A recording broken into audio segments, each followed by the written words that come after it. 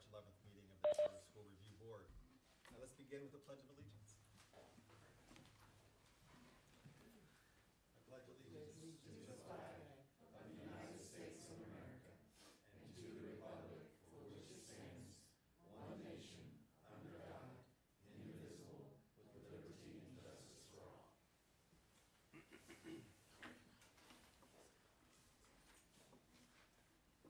The Charter School Review Board works to ensure the existence of high-quality charter schools in North Carolina. Ethics statement. Board members are reminded that it is our duty to avoid conflicts of interest and the appearance of conflict of interest as we handle the work of the Review Board. Does any member of the Review Board know of any conflict of interest or any appearance of conflict with respect to any matters coming before us at this meeting? If so, please state them for the record. If during the course of the meeting you become aware of an actual or apparent conflict of interest, please bring the matter to the attention of the chair. It will then be your duty to abstain from participating in discussion on the matter and from voting on the matter. All right, first item of business. Thank you again for Office of Charter Schools for helping put our agenda together today. We do need to get a motion to approve today's agenda. Before we do that, I would like to go ahead and make one addition to the agenda. Would like us to go into closed session after the 9:15 renewal vote. So between 9:15 and 9:40, we'll go into closed session. You need to have a motion on that. At that time, we will. So I can get a motion to approve the agenda. Mr. Chair, I approve the agenda as amended. Can I get a second? Second. All right, all in favor, please say aye. Aye. Any nays? Passes unanimously. We also have the approve of the February meeting minutes from our last meeting. If you've had a chance to review those, they're uploaded to eBoard. Get a motion to approve February's minutes. Yes, Mr. Chair, I'd like to make the motion that we approve the minutes from the February Charter School Review Board meeting as amended. I'll second that.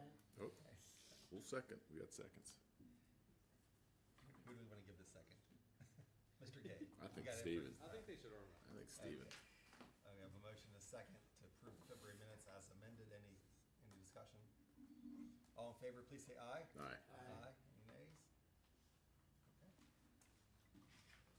And next item is to approve a change to our calendar for 2024. Ms. McCarr, do you want to maybe do a quick overview of that request?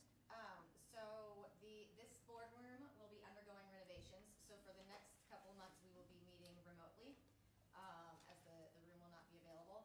And then, and just pointing out that so the locations have changed for the next April, May, and June meetings. The other change is the October meeting had to be pushed back a week, and I apologize for not bringing that to you guys earlier. The AIM conference takes place the week prior, and so we just needed to push it back for that. And I believe those are the major changes, but all the dates are in there and the locations between now and December 2024. I have a question about that. Is OCS tied up with the AIM conference, is why we haven't removed that? Yes, staff has to be there. Okay. So it's 1 week later. Yes, it's a week later, so it's a mid-month meeting, essentially. We did have some idea that maybe we would meet in person, maybe at a school, but I think we sort of nixed that just because of the logistics of getting the audio and all of that set up with DPI staff. So hence why we're going to do the remote meetings for the foreseeable future.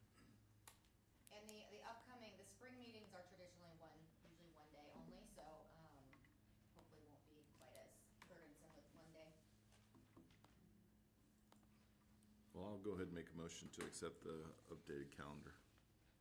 I second. Dr. Pillay. A motion and a second. Any discussion? Hearing none, all in favor, please say aye.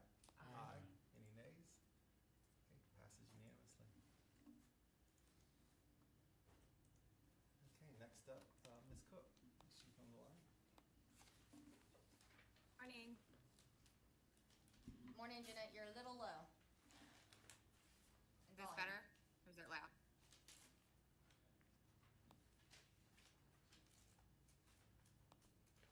All right, I'm gonna keep going. So today we're gonna be voting on the renewal term for one school for today, but as a reminder, this charter agreement ends on June 30th, 2024. And the review board may make an alternate decision that's not included in the renewal guidelines. Additionally, as a reminder, OCS has placed the schools at a renewal term primarily based on academics, but it is the responsibility of the Charter Schools Review Board to decide and approve a final renewal term for the schools using the renewal statute, renewal guidelines, and the data and information presented by OCS and the schools. The next two slides are a review of the renewal statute and the termination statute, should you need to reference those. And then just as a quick update to the board, so for the April review board meeting, you all will be voting on Movement School Eastland and Children's Village Academy. We are delaying this vote to April to allow us more time to gather more information. So the only school today that we have is Ridgeview Charter School. They have been placed at a non-renewal based on their academics. They were not comparable in either year that we have data for them, and they have also not met growth in the last 2 years. And then on the next slide, you'll see their academic performance. So they have been at an F for the 23 year and the 22 year. And then you can see the rest of the individual grade level proficiency data. So I will leave it to the board to discuss. Okay, thank you. So again, we have a decision to make on the renewal from Ridgeview. The recommendation from the Office of Charter Schools is non-renewal. You may recall they were before us back at our February meeting. And obviously you know the minutes and remember that conversation with Ridgeview. I will share that as the minutes reflected, I know I'm not the only one. I was concerned about the fact that only one of the 5 board members came to that presentation. It was hinted at, if not directly stated, I have to go back and look at the audio, that the other board members were en route, but I don't know that that was really accurate. After the board meeting, I did reach out to those board members who did not appear. I heard from one of them who indicated that he did not have intention to being here that day. I've not heard back from the other 3 since February. They've also provided us minutes from 2023 board meetings. That was something that we did not have access to at the February meeting. I did share with you some of the concerns as I read through those minutes. There seemed to be a lot of duplication from month to month. Found that there was only 1 month where there was actually what I would call a legitimate financial report, where they actually stated balance numbers. And other than that, there really wasn't much of a financial report in any of the meetings from 2023. And I just found it curious that for a school that's an F school, 35, 36 points behind the local LEA, there was nary a discussion, at least that the minutes reflected, of any strategies around improving academic performance, other than 1 month they talked about doing a Saturday program. So I think there's real concern about, from my perspective, level of board oversight and board involvement. The board chair has responded to questions submitted since that February meeting. But I think a lot of the responses are things that frankly rather than saying we will do this, it's why hasn't this been happening in the last several years? So those are the concerns that I have about this particular school. I share your concerns and note that the school has received a grade of F for the past 2 academic years, as well as not meeting growth. And then there's assertions you make about the lack of board involvement and oversight, causes me to question the survivability. I know numbers can get gray, but we're probably talking about close to 200 students or somewhere in that range. But in November, the representative here told us that there was almost a 50% turnover in the student body, so that we're not talking about the same students from one year to the next. And so I don't know that the impact is as great as it might feel like it is if you had, firmly invested families that had years of consistency there. That's not the environment we're talking about. We're talking about a lot of turnover.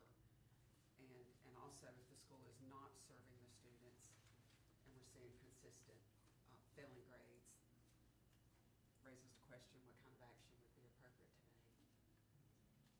I think we've also heard from the Office of Charter Schools, just as we experienced lack of board participation when they had the opportunity to come forward to us. The same seemed to held true in some of the renewal visits and interactions that Ms. Cook and others, I think, have had with the school.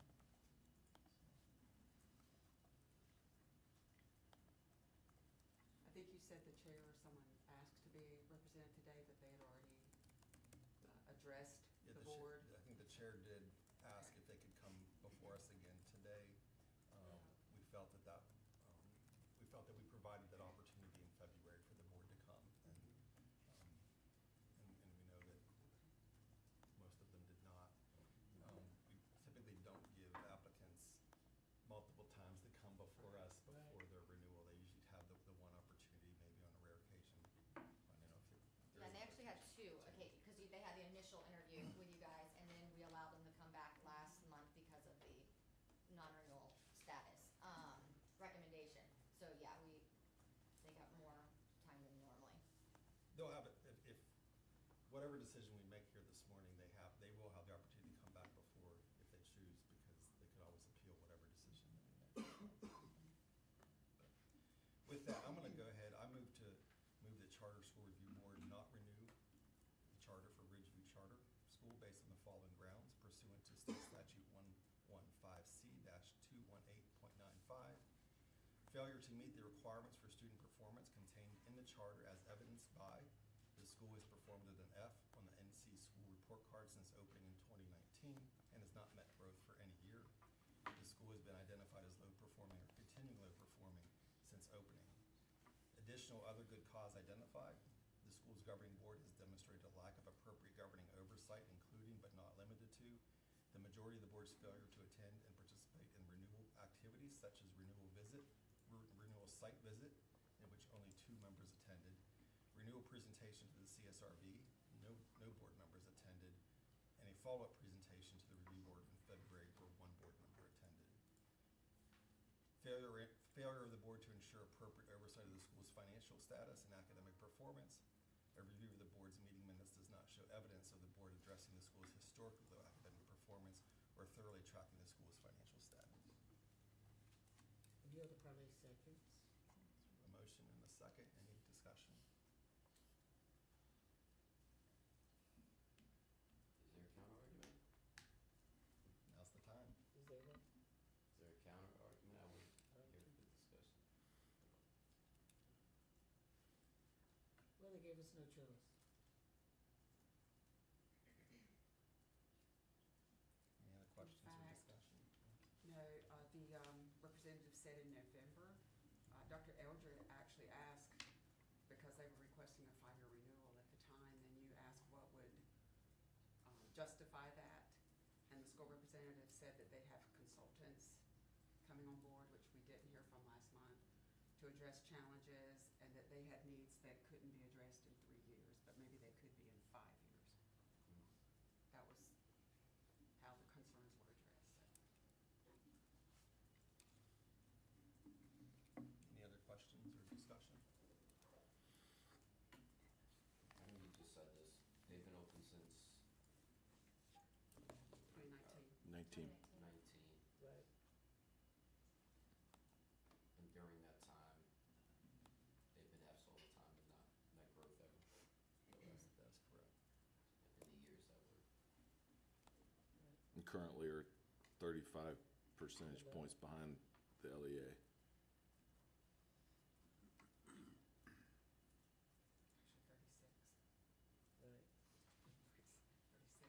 36 last year, and then 35 this year. And I mean, the highest passing I see is 18% in a subgroup. Yeah. Any charter school that opened up around the COVID time, I tend to try to show them a little more grace, but when you're 35% below the LEA and 36% for 2 years, that's just hard to justify. Are those students really better off at the school than back at the LEA? I think that the leader they have is a strong leader, but you just can't argue with numbers like that. Absolutely, and also with no representation besides one board member, you know, to address it, to show passion for change and for improvement, and to just see that we're not seeing any of that. No engagement by board members. I did verify too with the office that the board members in February were provided the opportunity to participate remotely as well, but that did not occur. Any further discussion or questions? Okay, we have a motion to non-renew Ridgeview Charter. It has been seconded. Ashley, you want to do roll call vote, please? Yes, sir. Stephen Gay, Aye. Bruce Friend, Aye. Rita Hare, Aye. Dave Machado, Aye. Hilda Parlay, Approves. Todd Godby, Aye. Eric Sanchez, Aye. Shelley Shope, Aye. John Eldridge, Aye. Alex Quigley. Aye. Okay, the motion to non-renew passes unanimously. The school will receive an official, letter with this decision and with an appeal instructions if they so wish to appeal to the State Board of Education. And we will work with the school on the next steps. Thank you. All right, Mr. Chair, I move that we go into closed session pursuant to NC General Statute Section 143, 318.11A3 to consult with our attorney in order to preserve the attorney-client privilege between the attorneys and the public body. Hilda Parlay seconds. Any questions, discussions? All in favor, Ashley, please will you say send me the number, please?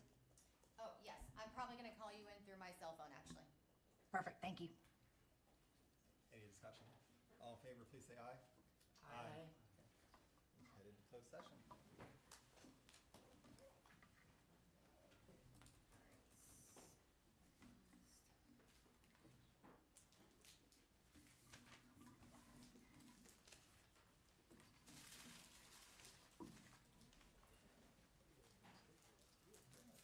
Dad and Alex, will you be joining us, or? Where?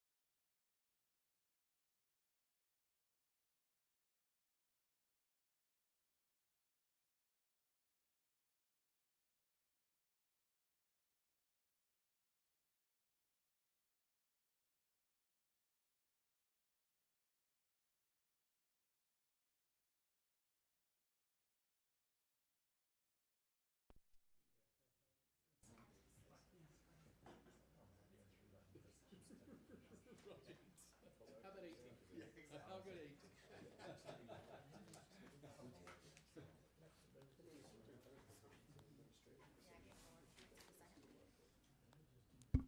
Oh, there we go. Amen.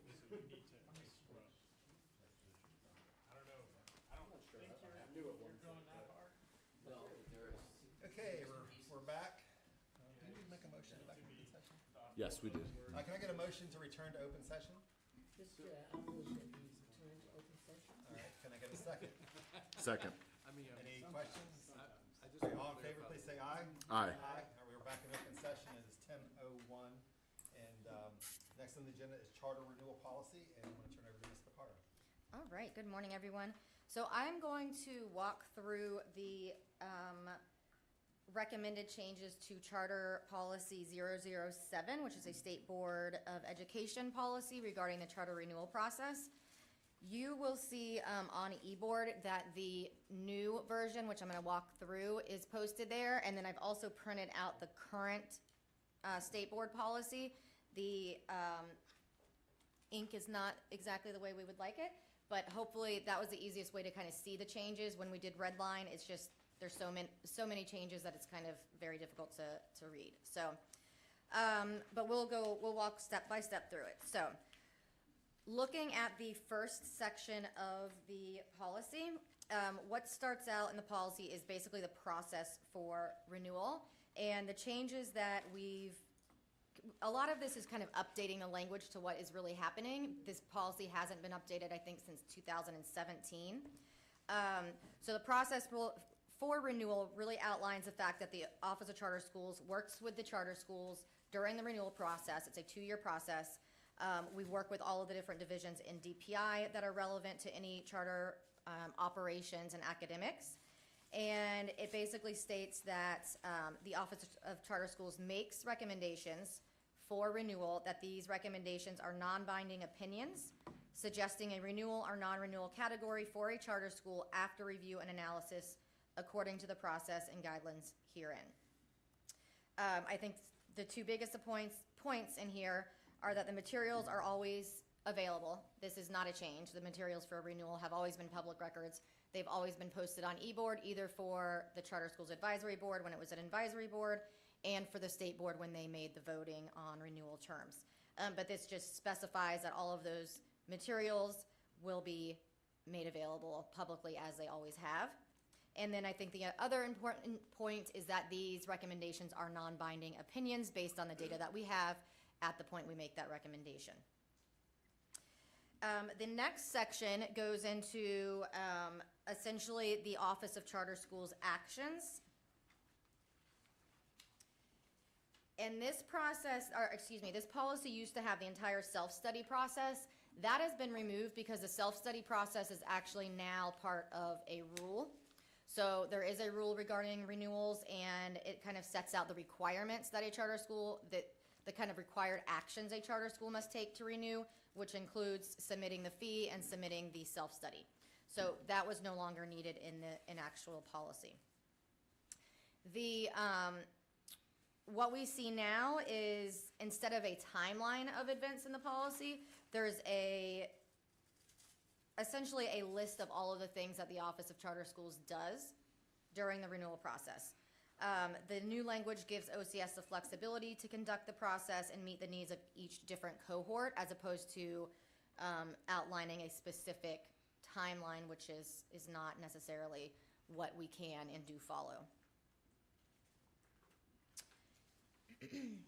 And then again, this is just continuing to outline, so there's 8 different things in here that we always conduct for charter school renewals, including the site visits, the interviews with this board, and then any dates by which the school needs to, appear in front of this board. The second section, it used to be called the report. To my knowledge, there's never been, I guess maybe there was in previous years, something called a renewals report. But really, the new language is more comprehensive to what we actually do, which is essentially we gather and make available for review all of the information we can find on a charter school that is relevant to charter school renewals. So, for example, It will consist of materials compiled by our office with assistance from various departments and sections of DPI. That could include the compliance team, which is essentially a team that meets usually quarterly to discuss any charter school concerns.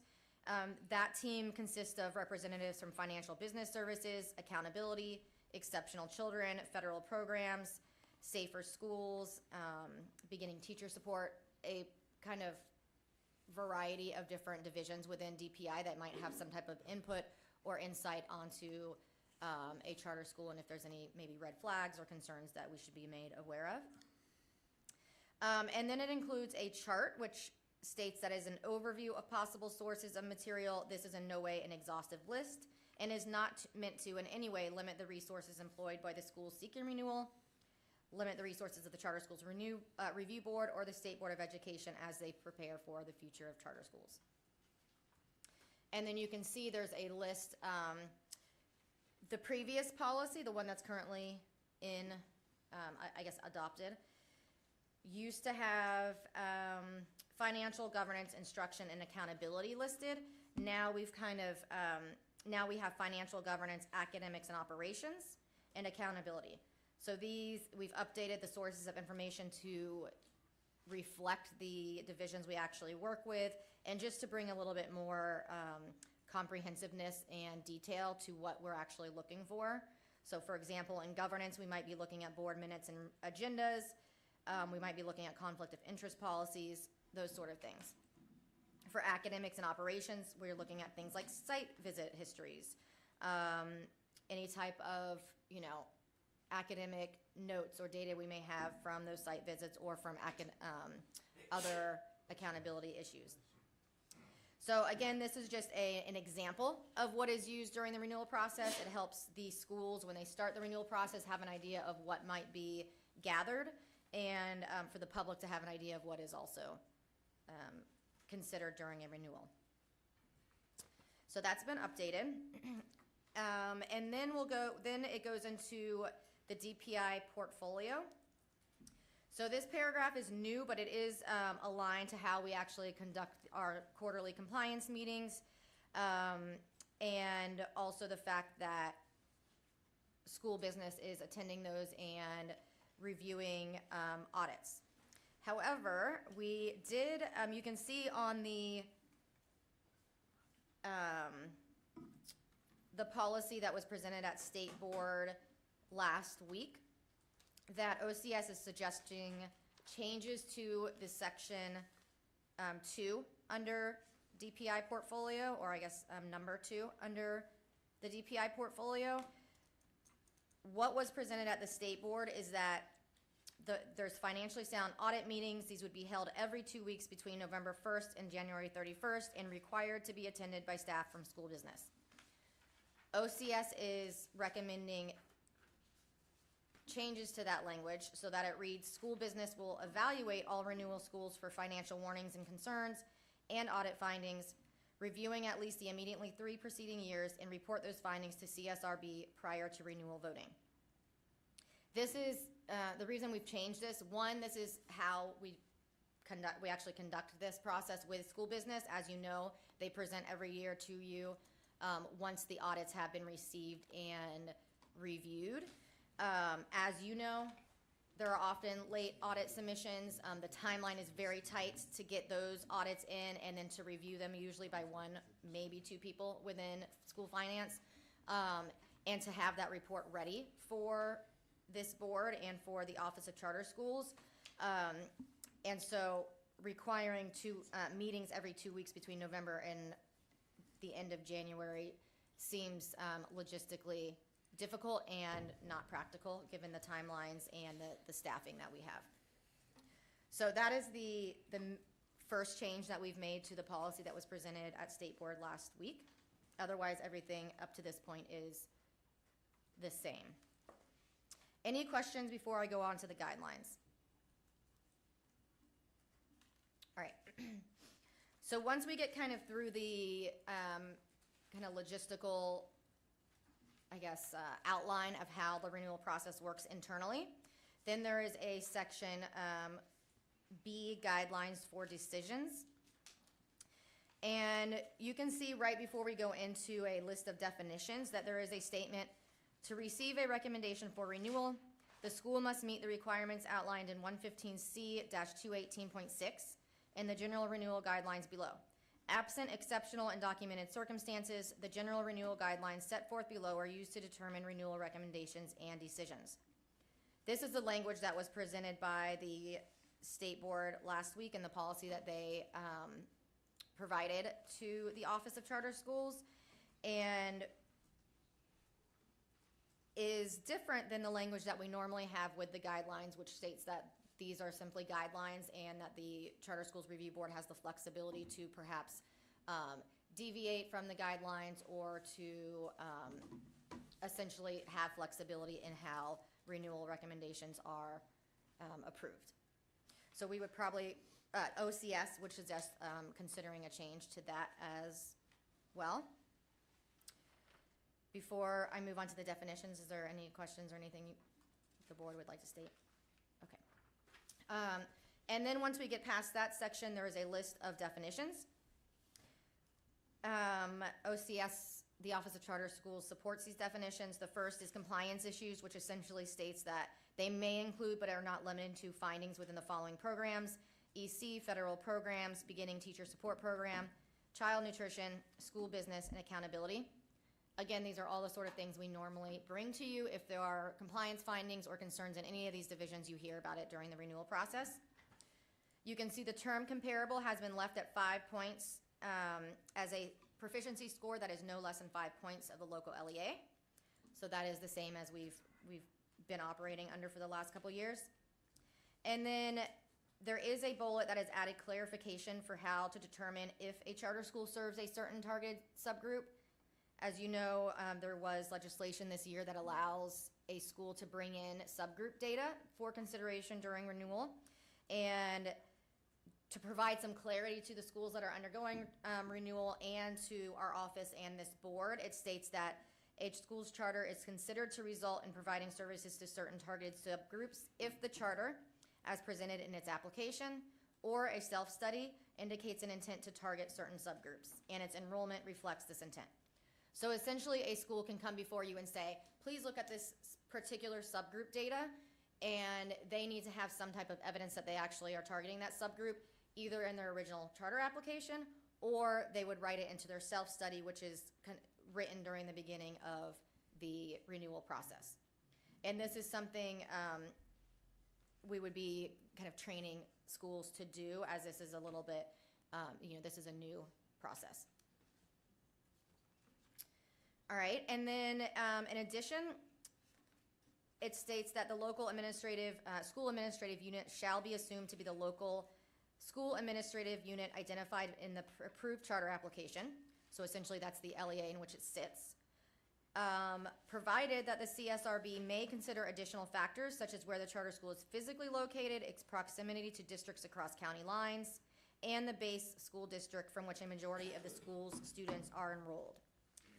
So this is, again, allowing some more flexibility for how this board and for how schools present their renewal data. For example, if a school is located perhaps within city boundaries within a county, or if the school maybe is really close to the border of another county and enrolls a significant amount of students from a neighboring county, that sort of information could be brought into the renewal discussion. And OCS, during the self-study and during the renewal process, what we plan on doing, should this policy become approved, is essentially work on training the schools to let them know that you can bring in this information. Please be prepared to, bring it into your self-study and advocate for yourself if this is the type of information you would like to bring in. And then there is language regarding alternative schools, which has always been in the policy, and essentially just lets them use their alternative accountability model.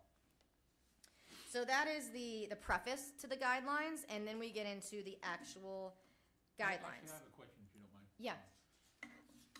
Often, if there's a EC non-compliant, they give the school a year to Yeah. correct it. How will you report that when a school's up for renewal, if they're in that year of correction?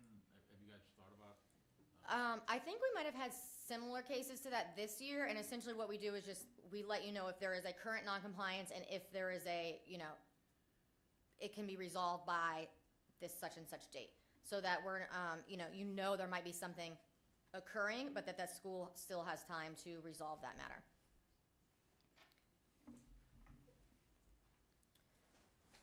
All right, so for the 10 years, and as you know, you're familiar with the guidelines.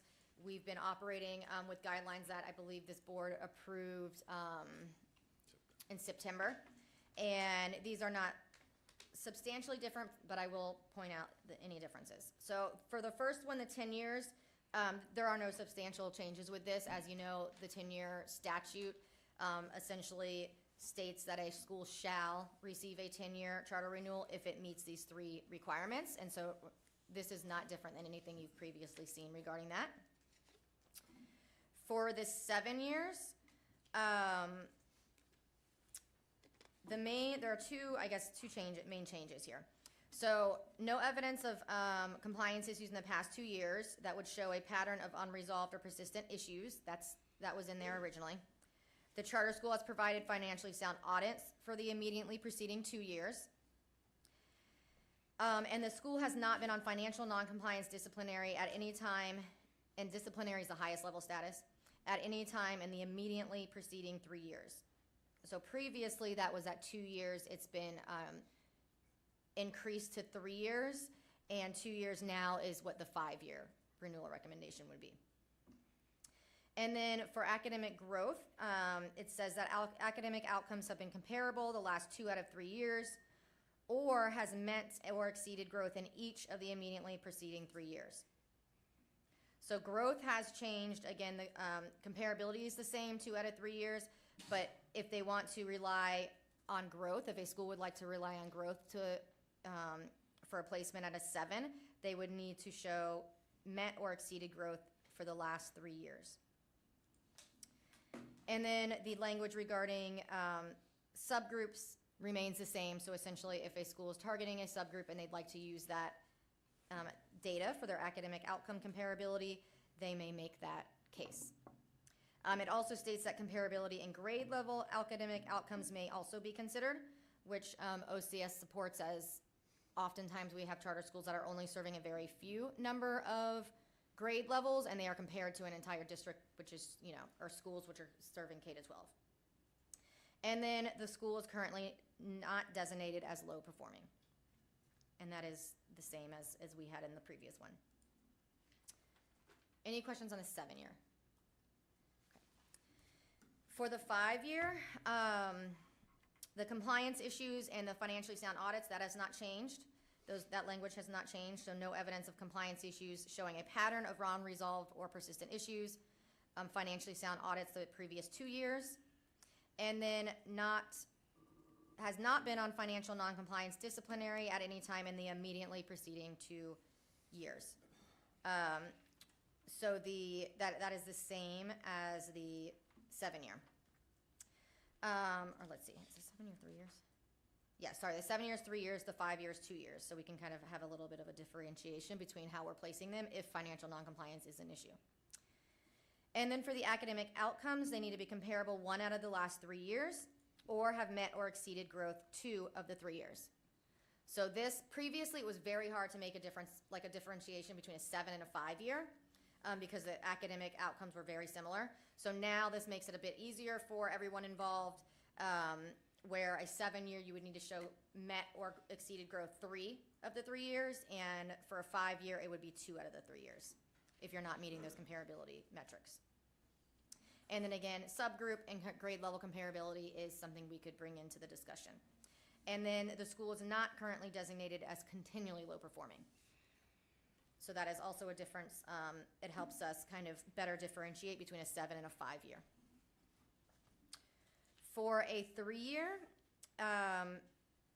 so essentially the changes have been updated to include that if a school is not in compliance, does not have financially sound audits, or is not comparable, then they must be showing progress through a strategic improvement plan. And this is essentially, let's see, let me find the exact language. Yeah, so if a school is having compliance issues and has not been able to provide sound audits for the immediately preceding year, they can advocate for themselves so that they have a strategic improvement plan, and there is evidence to convince the state board and the Charter Schools Review Board that adequate and successful corrective measures are in place. So any school that is low performing should have a strategic or a school improvement plan in place. They should be able to come before this board and advocate for themselves that they are making progress on that plan.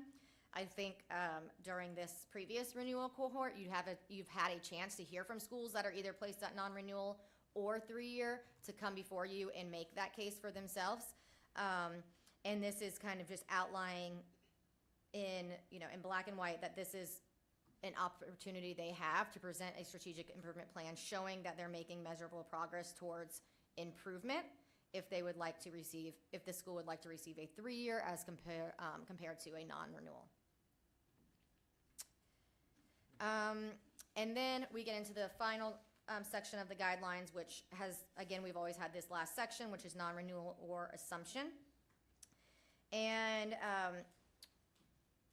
this follows very closely to the statute that allows for non-renewal or assumption.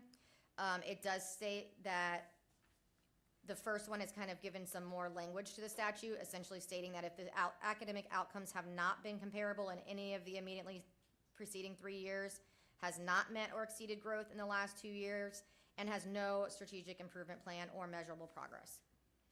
So essentially saying that, okay, you're not meeting comparability, and on top of that, you have not presented a plan showing measurable progress to the board. The second reason you can non-renew is a persistent pattern of failure to meet generally accepted standards of fiscal management and a lack of financially sound audits in 2 of the preceding 3 years. Or a pattern of unresolved, persistent, or intentional violations of law. This is also in the statute. Or 4, a pattern of unresolved, persistent, or intentional material violations of any condition, standard, or procedure set forth in the charter. That's also in law. Or, and this is in law, so I have never seen this happen, but 2/3 of the faculty and instructional support personnel at a school could request to the office and to your board that the charter be terminated or not renewed. And then finally, there has been an added section here that if there are current and persistent patterns of material noncompliance with directives of the Office of Charter Schools, the Charter Schools Review Board, or the State Board of Education, or other documented good cause identified. So essentially, this lays out pretty much all of the reasons we've ever seen a non-renewal. It covers noncompliance, it covers fiscal concerns, and it covers patterns of either noncompliance, violations of law, and those sort of violations of the charter. And then finally, these are, when we first started the conversations, oh boy, I think back last spring regarding changing guidelines, we added some language about additional factors that may affect renewal recommendation, and that's in line with what we over the years have brought to this board as information, and that includes feedback from site visits, declining or increasing ADM. Again, you always get the ADM data, just so you have an idea if ADM is growing, if the membership enrollment is growing, or if it's declining, which sometimes can present a going concern in terms of finances, and a pattern of high or low student and or staff attrition. So those are things that are always kind of brought forward if it is something that has been noticed by the office or by other stakeholders as a concern. It also states that any renewal can be revoked according to policy, and that the CSRB and the state board reserve the right to add stipulations to any renewal period, which we've seen in the last couple of years occasionally. And then, notwithstanding the foregoing, the review board may at any time initiate revocation proceedings. So of course, you may give a school a 5-year renewal, but if a year or 2 down the road there is a need to revoke, that is something that is still within your power to do. So that is the presentation of this has been a very long ongoing process. I know you've heard a lot about renewal guidelines over the last probably 6 or 7 months. And those are, I think, the Office of Charter Schools feels like the language is clear. It's certainly more thorough with the 2 concerns we have with the policy that was presented or submitted to the office via the state board last week, which is the language that we've changed regarding school business. And then our concerns just in the general guidelines for decision, allowing more flexibility for this board to use those guidelines. Questions or comments? Thank you, Ashley, for that presentation. Very thorough, and this has been, as many of you know, many months in the making to get to this point, and feedback, ideas presented to us from the subcommittee of the state board, and working with the office and several of you as well, to get to the point where we have that document before us. And I'll speak for myself. I mean, I'm pleased with that in terms of the guidelines, that still provides that flexibility to look at some other factors, whether it be subgroups or where the school is actually located and the students it's actually receiving versus maybe the LEA that it's being compared against.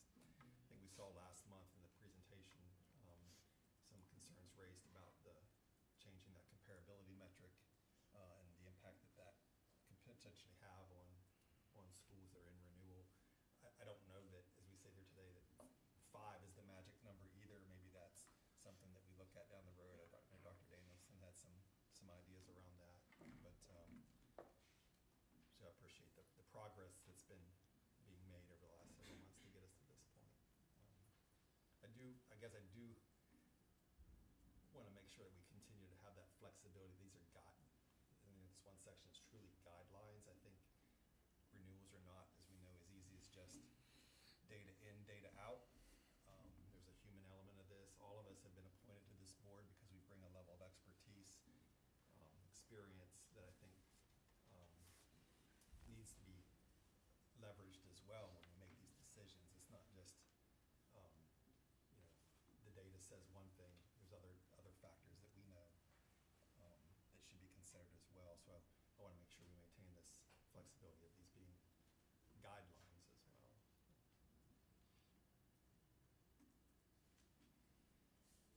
So is there something in the language that proposed change to make sure that that's clear? Let me go back to the document here. While I'm looking for that, others that want to speak up, share your thoughts or questions. Yeah, I mean, to your point, I think that we're a board for a reason, and while I think that having consistency is important, and I think that there are some of the cleaning this up and making some distinction between 5-year and 7-year, and some of the things that this process, albeit maybe longer than we would like for it to have been, there have been positive things that have come out of it. But I also think that maintaining a place where we are considering trends and considering changes and considering involvement and strengths of boards and strengths of school leaders is an important part of the process in overseeing and oversight. The very reason that we exist, that we read every day that we come into this room about why we're a board. And I think that that maintaining that kind of discretion and that kind of oversight is important for this body. I totally agree with my colleague, and I could not have said any better than what Mr. Ganby said. Thank you. And I too, Mr. Chair. So we need to talk about what would be tweaked Yeah, other ideas. to make sure we yeah, have the flexibility. other ideas or in place. concerns that this doesn't provide flexibility that we want. I know under the guidelines for decisions, there's the word school must Right. meet the required outline in that section 115C. Is there language that we can come up with that makes, we like what's in here, or I'll speak for myself, and it's really important. When Ashley in the office is giving this a thumbs up, that means a lot to me, because they're the ones on the ground doing the work with these renewal schools. But is there language that we may want to have added that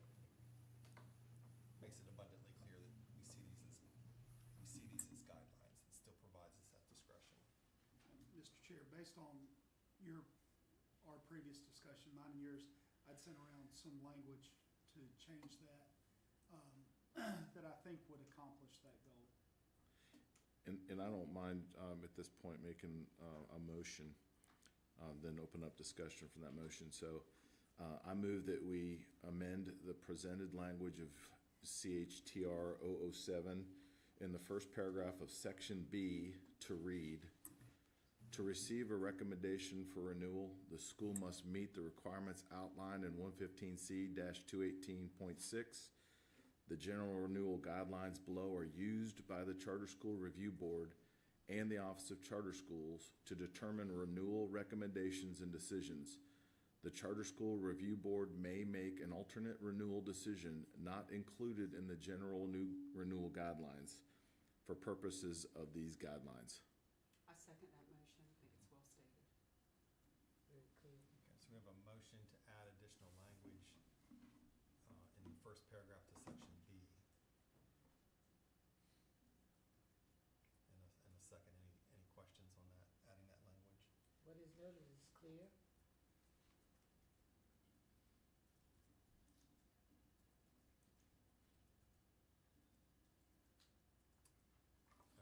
All right. We have a motion and a second. Any further discussion, questions? Why don't we do a roll call vote on Yep. that? So this is not approving this whole document, this is just approving to add that Language, language to the document. correct. Stephen Gay, Aye. Bruce Friend, Aye. Rita Hare, Aye. Dave Machado, Aye. Little Parlay, Approves. Todd Godby, Aye. Eric Sanchez, Aye. Shelley Shope, Aye. John Eldridge, Aye. Alex Quigley. Aye.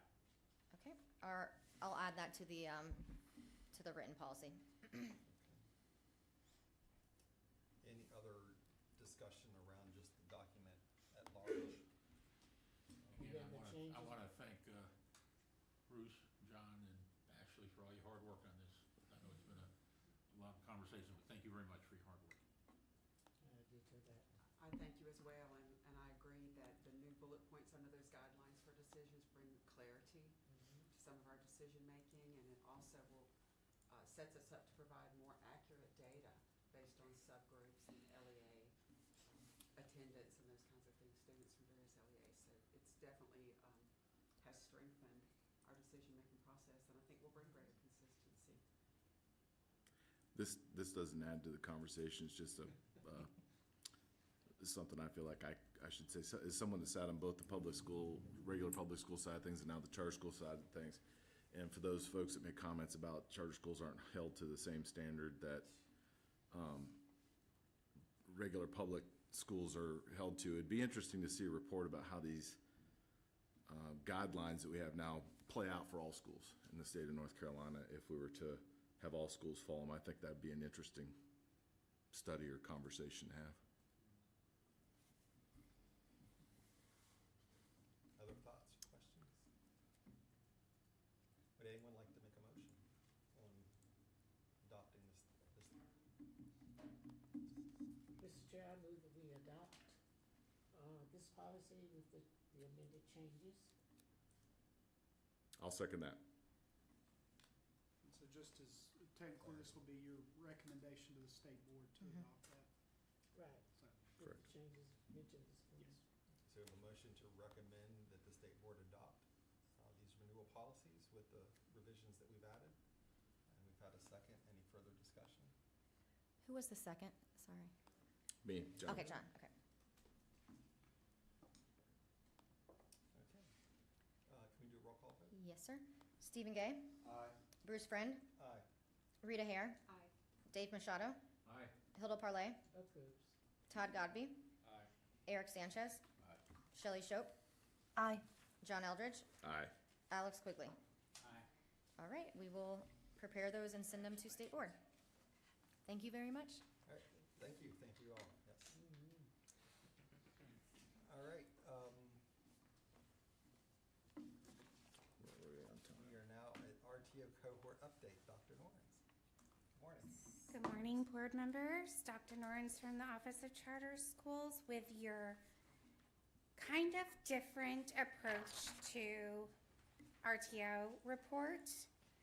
In the past, you've seen only enrollment, and we're approaching it now to give you a higher level overview of our RTO schools.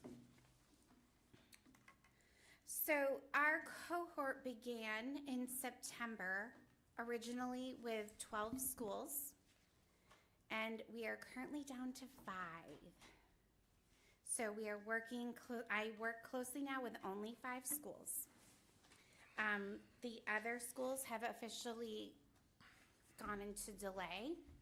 Will either be heard today for a delay, and you remember Greenville Prep withdrew their application. So we also did a little revision of RTO submissions and how in the past there's only been 2 phases. We reorganized these submissions to be in 3 phases this year to disseminate the workload a little differently. Where in the past we had RTO submissions due in December and only in May. Now we have them due November, February, May. And it seems to be working really well. Right now we're in RTO 2, February submission review. And so the next steps that we will have in May will be the RTO 3 submissions, and that is when schools will come to you for their approval and interviews. And currently 4 out of the 5 schools have selected their school leaders.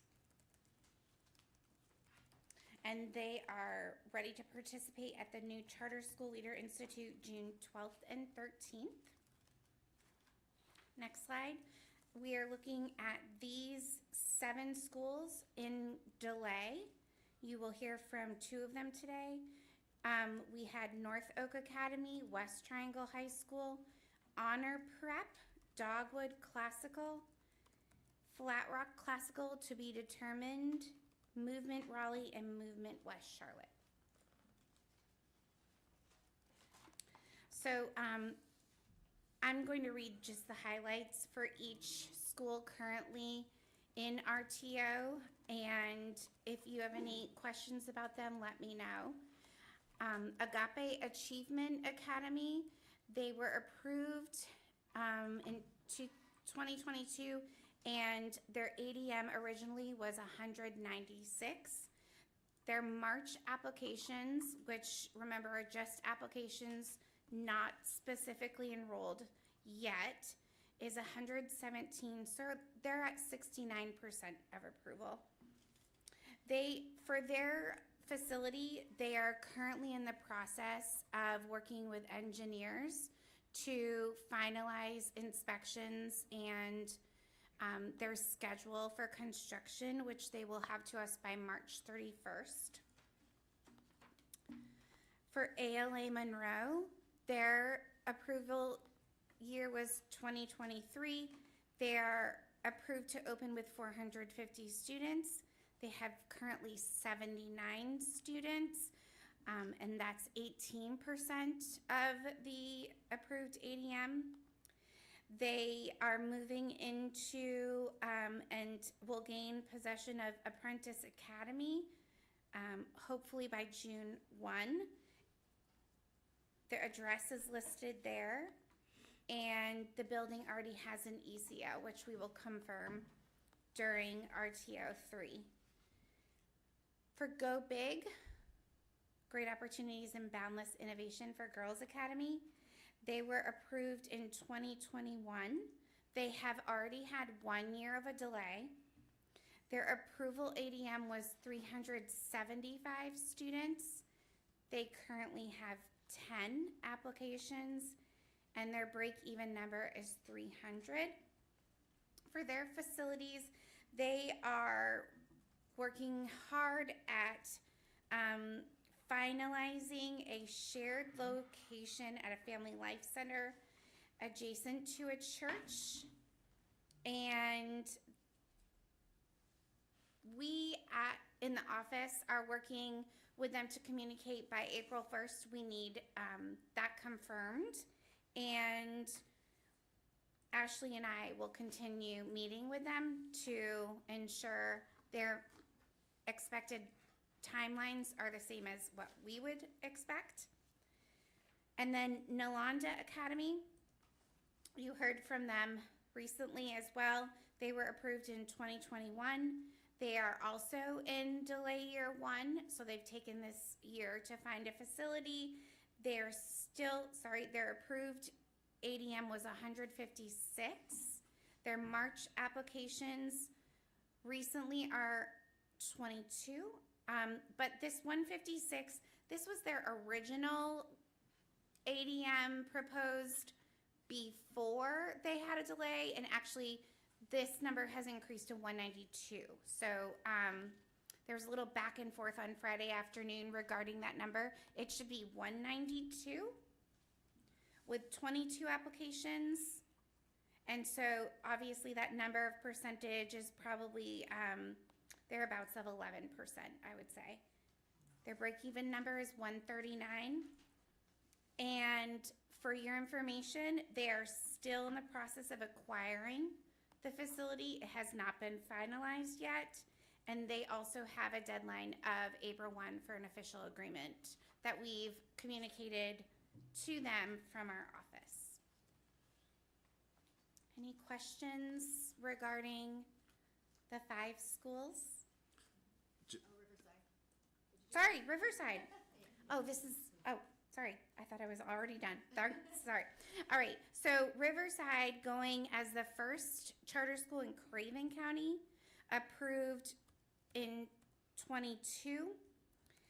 Their ADM approval was 480, and actually, as of today, I received an email from Damian Perez that they have received 522 applicants, which puts them at 109%. He wanted me to share that with you all. And their break even is 345.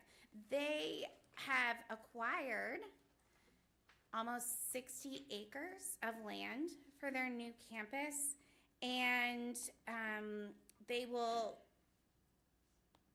actually be inserting their modular pad construction. They will open with mobile cottages, and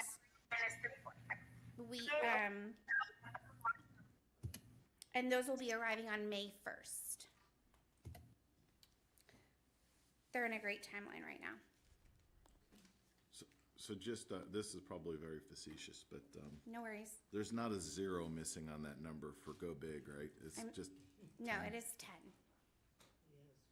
10. Correct. Okay.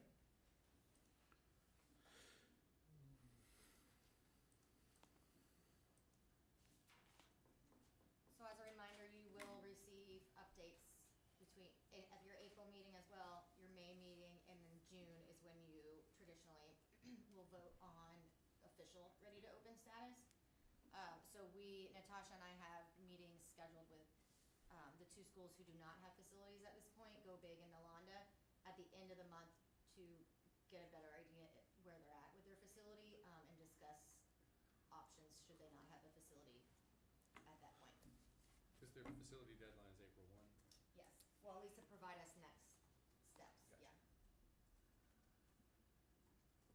Did Nalanda make a change from K2 to K3?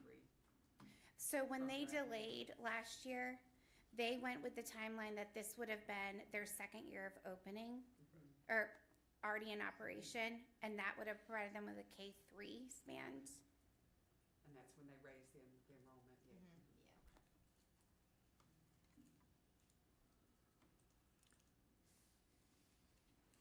Yeah. Yeah, it'll be interesting to see what they report back after April 1st with their facility and with the numbers. I think we remember a school from last year that ended up having to close in December. They kept telling us the numbers were coming, they're coming, they're coming, and they didn't. Just something to keep a watch on, and I know you are. Yes. Thank you. Thank you. Yeah. Well, Ms. Dewinski, amendments. All right, good morning. So we have two amendments for you this morning. One from Honor Prep and the other one from Dogwood. And I do have representatives from both schools available for questions if you have them. For Honor Prep, it is a K-5 public charter school approved to open in Mecklenburg County. They are in the ready to open process right now. Original opening date was August of 2023, and they were granted a 1-year delay approved by our office to open in the fall of 2024, serving K-1 students. They're requesting a second delay to open in August 2025 for K-1 students, which must be approved by you all. They have encountered challenges in finding a facility like many schools that would be appropriate for the elementary age students that they want to serve. And so they remain committed to the families living in the 28213 and 28215 zip code. So rather than requesting a change of location, they would rather spend a little more time finding a favorable facility option in their targeted zip codes. The team has secured over $725,000 in startup funding, and they've developed relationships with a broker, architect, and general contractor to support identifying a facility. And they will continue to refine their systems and operations in order to make this happen. Their enrollment charts for those two, for fall 2024, transferred to fall of 2025 is on eBoard for you in the executive summary. The numbers there don't change for them. And they have submitted all the required documents to our office to request this delay. And Paul is here if you have any questions for him. I'd like to know what they're using the $725,000 for.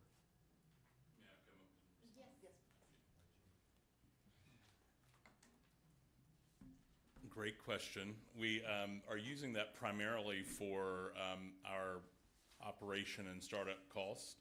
Specifically, we've earmarked about $250,000 to help with the facility and any ancillary construction or remodel. Another portion of that money is going towards our marketing, student scholar recruitment, and initial staffing. Our goal is to open with some of that money still on hand to weather whatever storms ahead could blow our way. So does that answer your question? Yes, sir. Is your biggest obstacle facility is why you're asking for this request? The biggest obstacle is facilities. I have in front of me, if you would like it, a list of the 20 facilities that we investigated, some of which were like a 1-day or 1-week investigation, and some of these were 2 to 3 months that we were in a process to try and get an agreeable either term or an approval from the city or county that we would be viable to open in August of 24. And unfortunately, none of those timelines or those facilities would work out in a reasonable manner, at least within the 2 zip codes that we have targeted. Can you remind the board where the 28213 and the 28215 area code? Absolutely.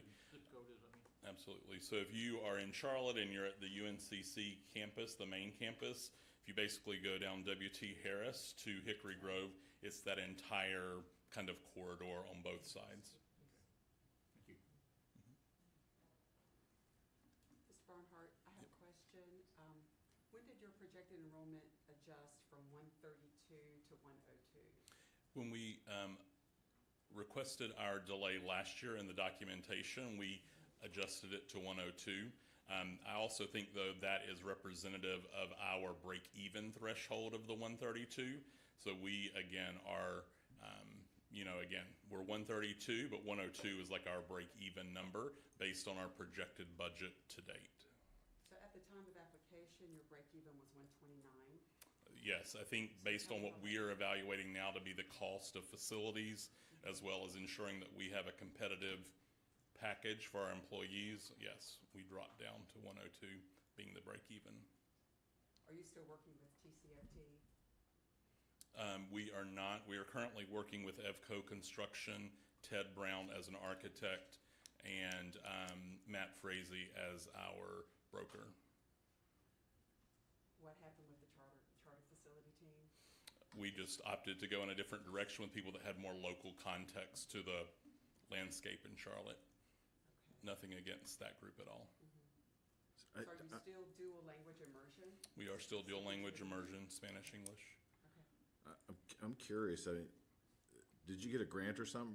Where did the $725,000 come from? Yeah, thank you for that question. We did receive a number of grants, one from the Charter School Growth Fund, one from New Schools Venture Fund, and then 3 additional grants for a little less than $100,000 each from the Skibo Foundation, Build, Excel, Sustain, and the Calder Foundation. Are there time constraints on those grants? There are time constraints on the grants, but we have had conversations with those bodies to ensure that they could, again, delay those funds for us. So they're in our bank account and they're ready to go as soon as we have identified a facility.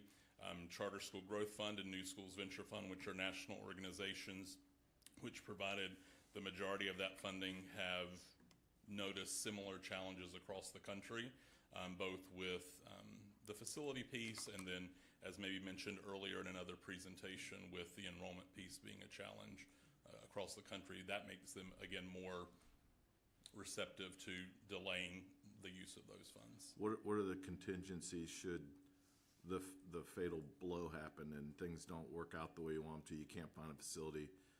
What are the constraints on these grants? In terms of the timeline, we would continue, we have strong relationships with each of those grant funding organizations, so we would continue to ask for an extension of those funds. Again, we're highly committed to opening we were highly committed to opening in August of '24, and now we're requesting August of '25. So we're going to continue to work aggressively for that. If I come back crying to you at some other point, like, we will have also done our due diligence to ensure that those funds can be extended for an additional term, but that is not our goal nor what we anticipate happening. Now, you say you received over $725,000. Yes. So how much have you received? I think at the peak, we were at about $735,000.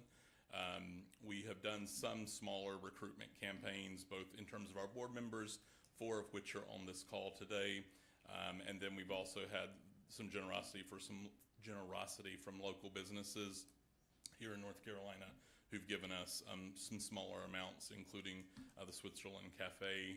So again, it's just pretty grassroots, the additional funding. We chose to prioritize this past delay year with, our past year with the fundraising effort, and then we looked aggressively for a facility this year, and that's what we're asking for again, is a facility, a year for another facility. It is wonderful you've been able to, first that you sought these funds and then you've been able to attain them. I will say we're grateful for our community's support, and many of our both board members and advisory board members have, again, helped champion those efforts. And again, we're grateful for each person who stood by us, and we continue to be hyper-focused on ensuring that the scholars and families in those 2 zip codes have our school as a choice as soon as possible. And your board membership has remained consistent? Fairly, yeah. We've, I think, lost 2 board members since the original application. One of those has moved internationally, and the other one had a family matter that they asked to be released. I want to ask one more question, because we've seen this come up with a few other schools. At the time of application and approval, we expressed some concerns about the demonstrated need and interest in your specific mission and program. Have you seen any activity or movement during all this process that encourages you, the interest, the enrollment will strengthen and you'll get the numbers? Yeah, great question. We had initially opened our lottery because we anticipated opening. We did have approximately 5 to 10 applicants in the latter part of '23, and then we pulled the lottery down because we're using the Lottery Ease platform. Beyond that, what we have noticed is the singular most asked question across the board for us is, where is your location, or what is your address? And I think, quite frankly, not being able to give that specific information is a pretty challenging pill for a family to swallow, and I don't blame them.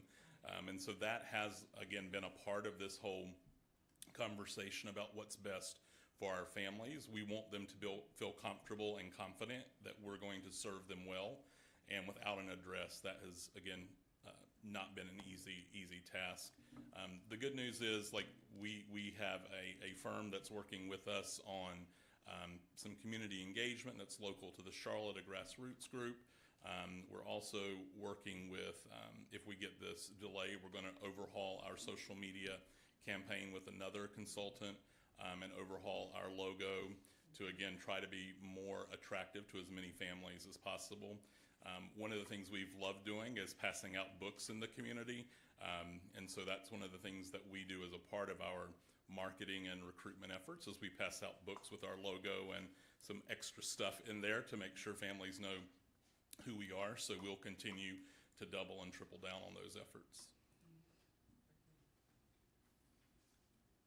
Just a question for the office. Has there been any challenges related to their participation in the RTO process? Are they regular attendees?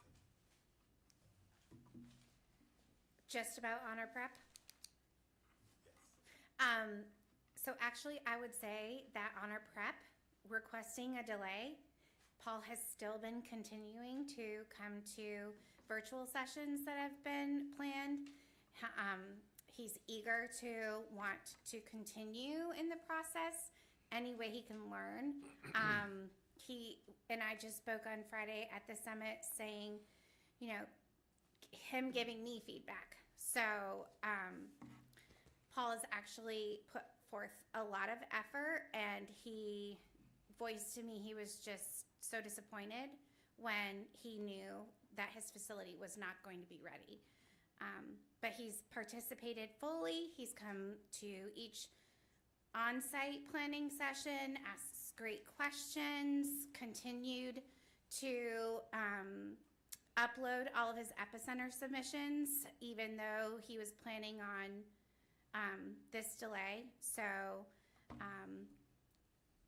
and we have a very good working relationship, and Can I just follow up? How about the other board members other than Paul? Right. The January session, his board president attended with him, and there have been conversations about transitioning off the board from myself, and he's very understanding and receptive to that process needing to happen. So we have discussed that in detail.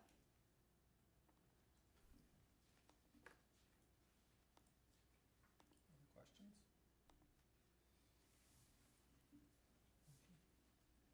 Would anyone like to make a motion?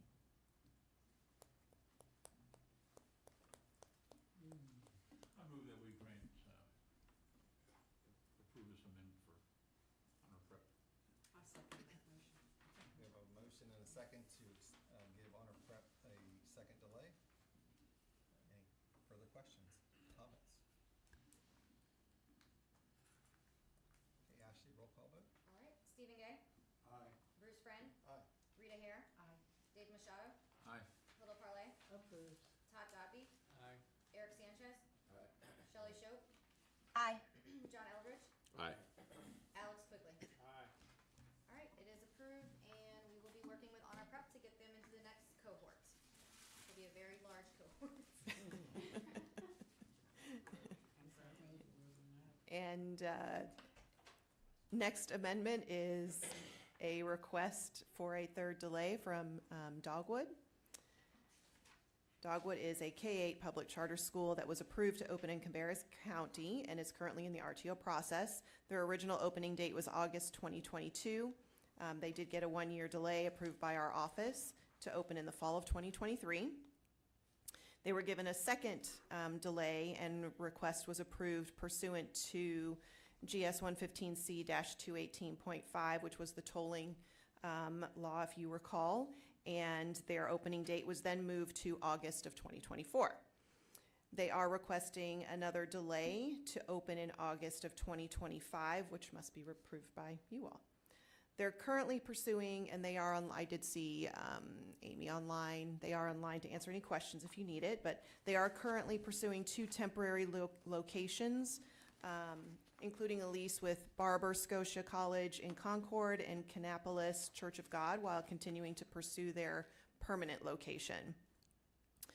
Even with approval from either of these sites,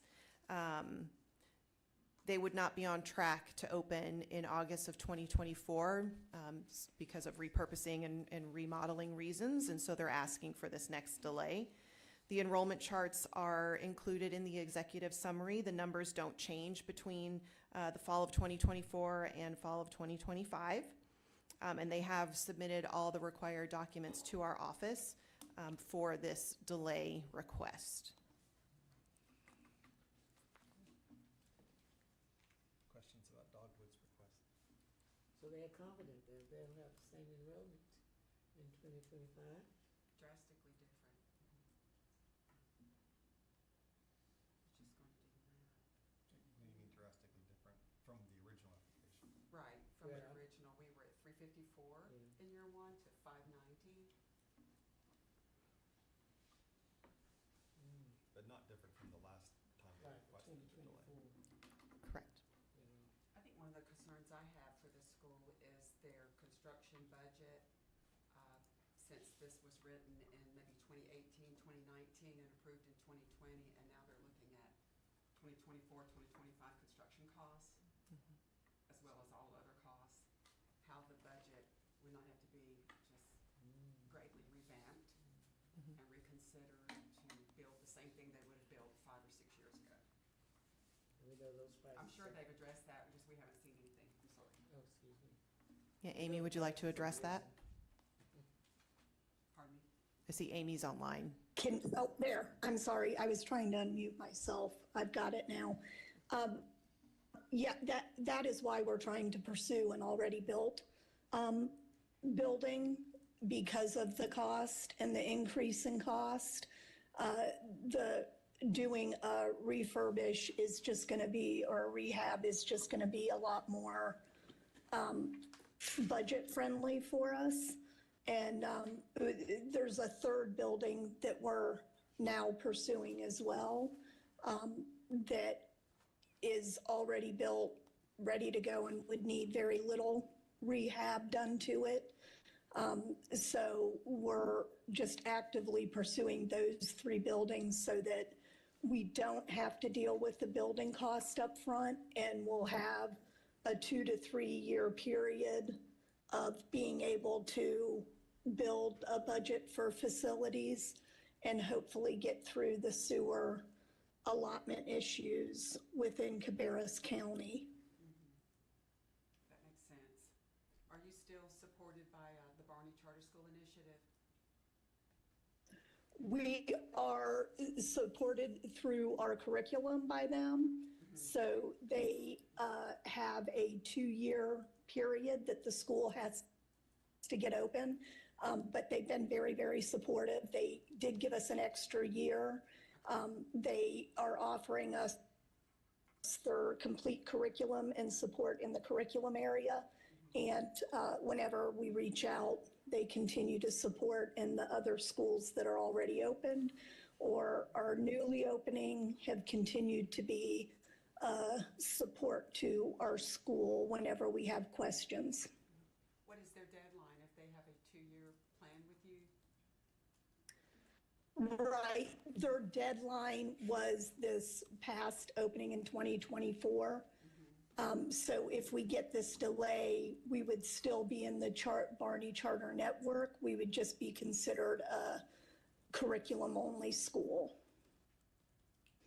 As opposed to what type school? The other type of school that they have is a member school where they provide that. That's another reason for the budget adjustment. They provide the training for the teachers and support through getting that school open as a member school. So you're having to relinquish that piece of it, the training? Right. Now, they'll give us all the training groups that they work with, who they hire to do those trainings. So they will provide us that information. It just will not be paid through them. And we can, after 2 years of being open, we can go back and request member status if we want to go back and do that after being open for 2 years. Well, that's good potential for you, because something to. Yeah, absolutely.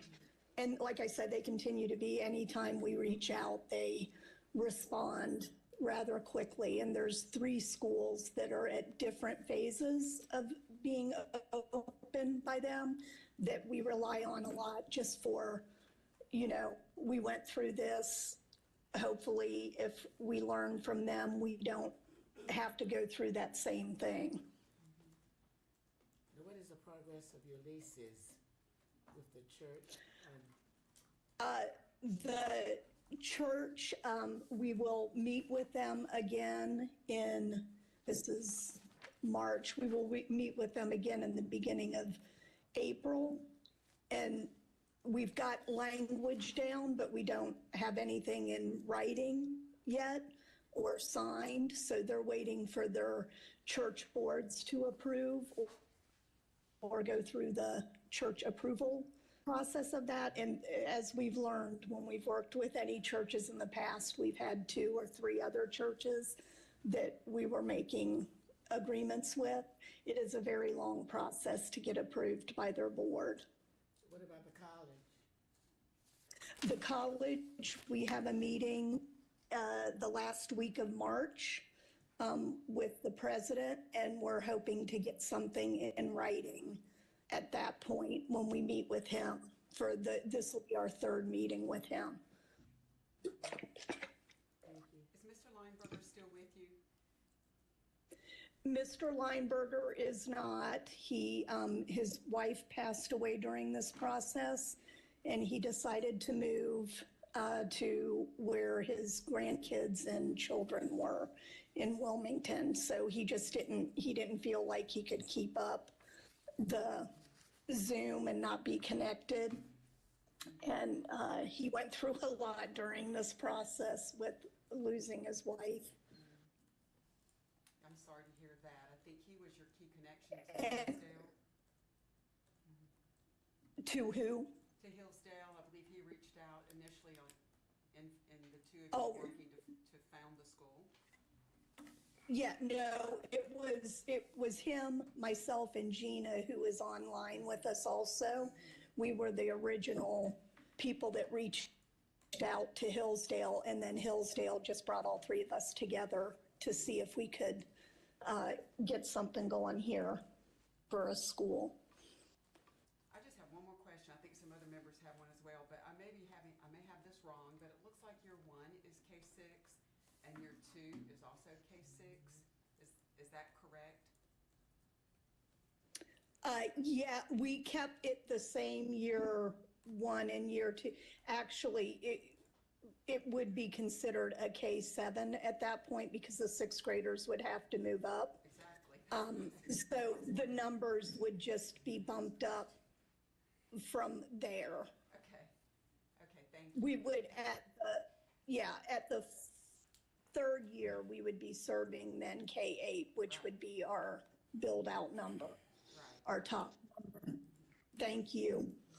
My question is for OCS.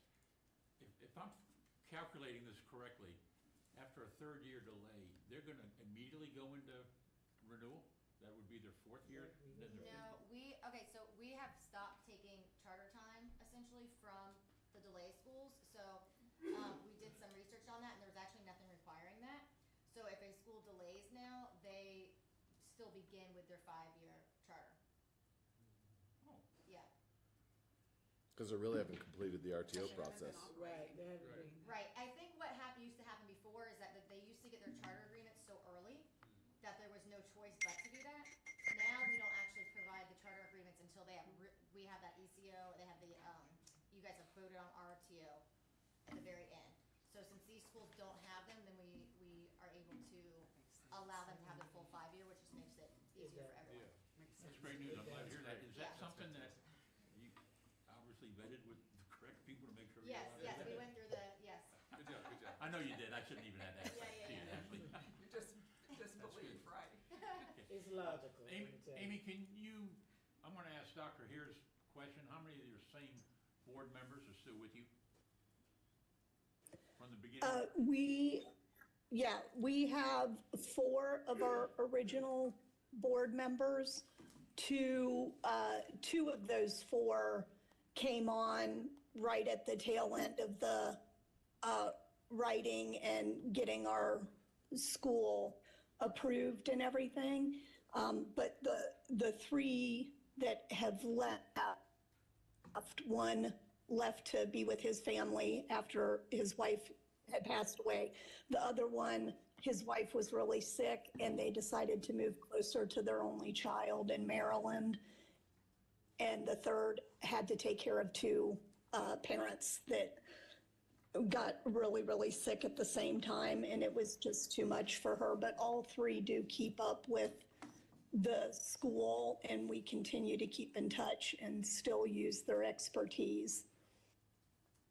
Thank you. I mean, I guess that's what RTO does, right? So you can't get through the process until you knock on it. But I will say that I'll echo the concerns that I've heard the Office of Charter Schools staff and also some of you in the past saying the further they get away from the original application, the more complicated it becomes to keep the original mission and reason for the school. So as we heard the last school say they're handing out books and things in the community, trying to keep their name relevant. I mean, I think it's incumbent not to assume that the people that were spoken to 3 years ago are now going to also still be excited about coming to the school because they may have landed someplace else with their family. So that's an ongoing concern. And absolutely, we are addressing that in who we're targeting for the school. We still have a lot of those original people following us and rooting for us and supporting us, but the makeup of the kids are going to be different because those kids have aged out. So we're really working on targeting that demographic that would fill that K second grade level where all these people, their children are aging out of this.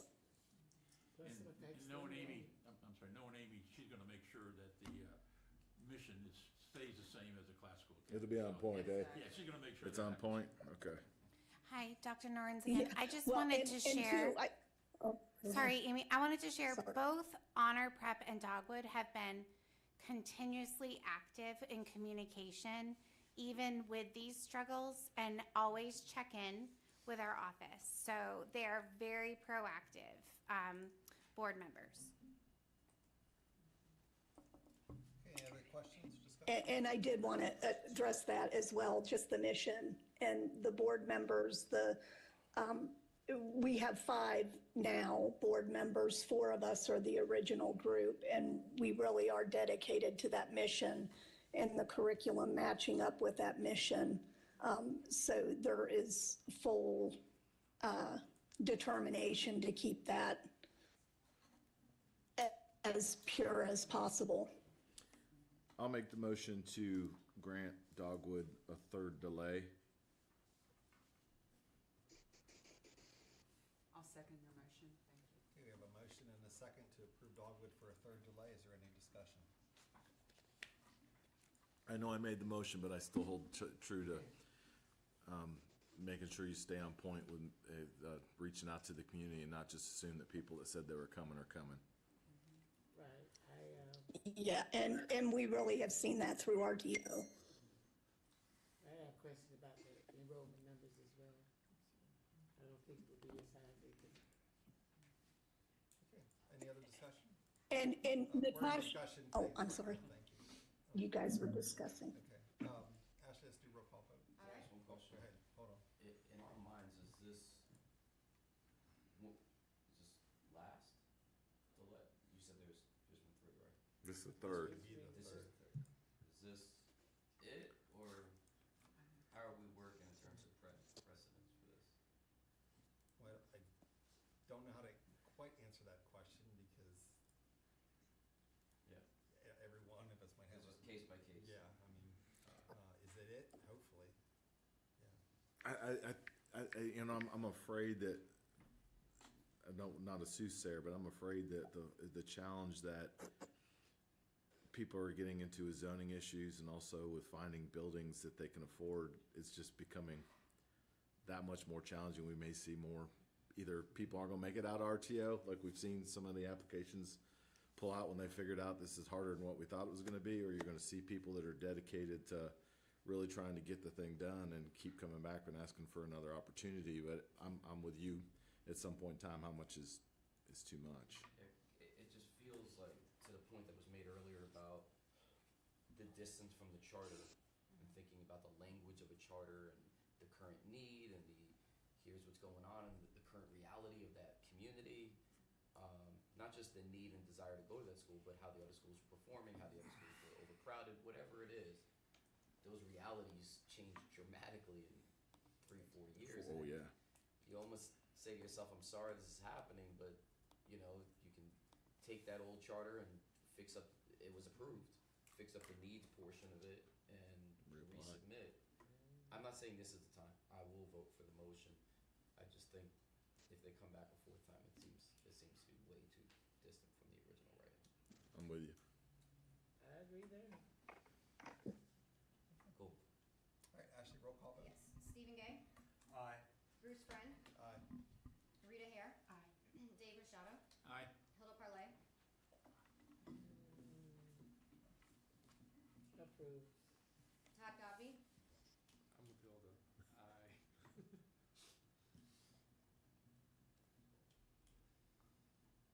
was that an aye?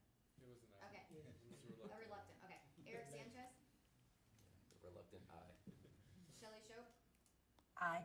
John Eldridge, Aye. Alex Quigley. Accept that. Oh, he stepped up, okay. All right, it passes and Amy, Natasha will be in touch with next steps. All right, Thank you, guys. let's take a quick stretch break. We come back at 11:30. Thank you.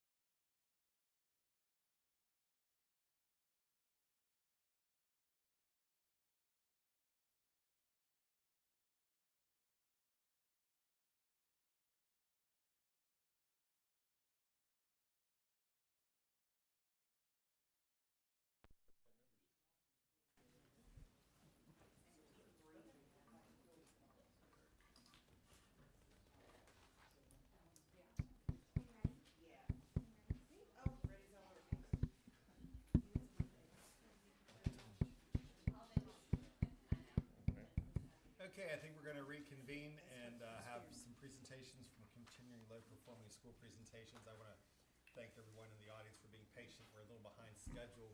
I blame Mr. Walker for that because after, at 9 o'clock, 9:15, he stated how far ahead of schedule we were, so. I did, I jinxed it. I'm Yes. sorry.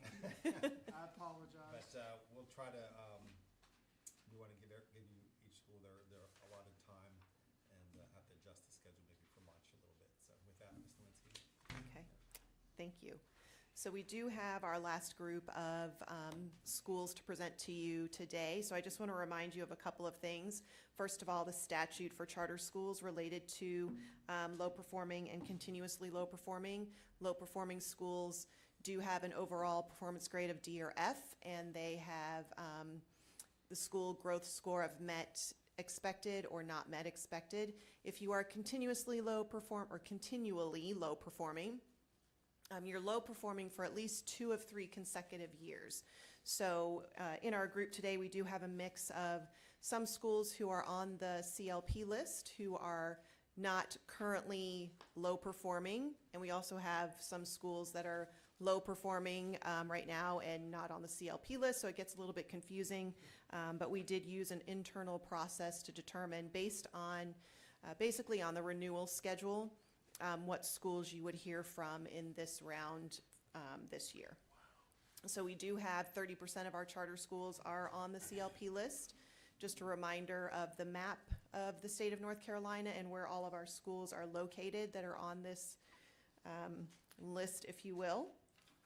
And the schools were given parameters for their presentations today.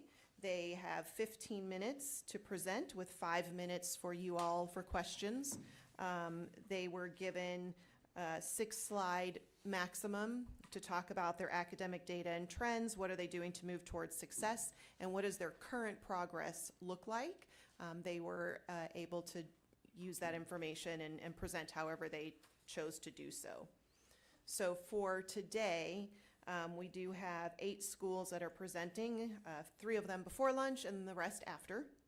We do have Davidson Charter Academy today, Girls Leadership Academy, Pioneer Springs, Success Institute, Experiential School of Greensboro, IDY Institute for Development of Young Leaders, Veritas, and KIPP.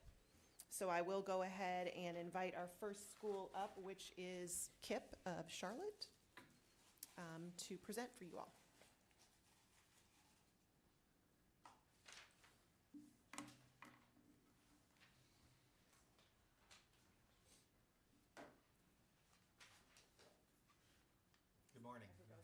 Hi, good morning. Grateful morning. I am Dr. Stacy Shepard. I am the principal at KIPP Academy Charlotte. Good morning. I'm Monica Villafuerte, head of schools. I support KIPP Academy Charlotte, grades 5 through 8. Good morning. I'm Emily Cook-Dwight. I support KIPP Change Academy, grades K through 4. Great morning. I'm Malcolm Brooks. I'm the K through 4 principal at KIPP Change Academy. We can just advance the slide. We're good to go. All right. So first off, KIPP stands for Knowledge is Power program. We are a network of public charter schools. KIPP Charlotte has been serving students in the east side of Charlotte for the past two decades. Our mission is very near and dear to our organization, and it is, together with families and communities, we create a joyful, academically excellent school that prepares students with the skills and confidence to pursue the paths they choose, college, career, and beyond, so that they can lead fulfilling lives and build a more just world. Just to give you a little bit of background and about the scholars that we're serving this year. With KIPP Charlotte across 2 campuses, we have about roughly 520 scholars at the elementary school and roughly 420 scholars at KIPP Academy Charlotte. 90% of our scholars are eligible for free and reduced lunch. That student population is 81% of our scholars are Black, 12% Latino, and 0.5% white. We also have about 6% of our scholars who identify with 2 or more races. Between both campuses, we have 8% of our scholars are multilingual learners in male. At the elementary school, they have about 8% of the scholars are exceptional children. And at the middle school, we have about 19% of our scholars are exceptional children. So they're receiving EC services.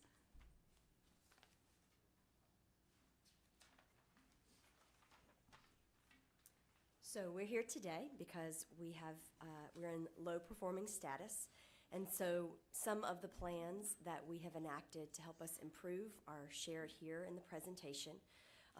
As we come out of the pandemic, we recognize that, like all public schools in North Carolina, COVID didn't create our problems, but it certainly shone a very harsh light on them and exacerbated existing shortcomings. So those 6 initiatives are laid out here. First, liberation and anti-racism, strengthening our academic program to make sure that what we're doing with students and what we're doing with teachers helps build everyone's knowledge and creates rigorous and joyful learning experiences for our students. Continuing to work in our talent strategy to bring better teachers and keep them longer. Working with the alumni.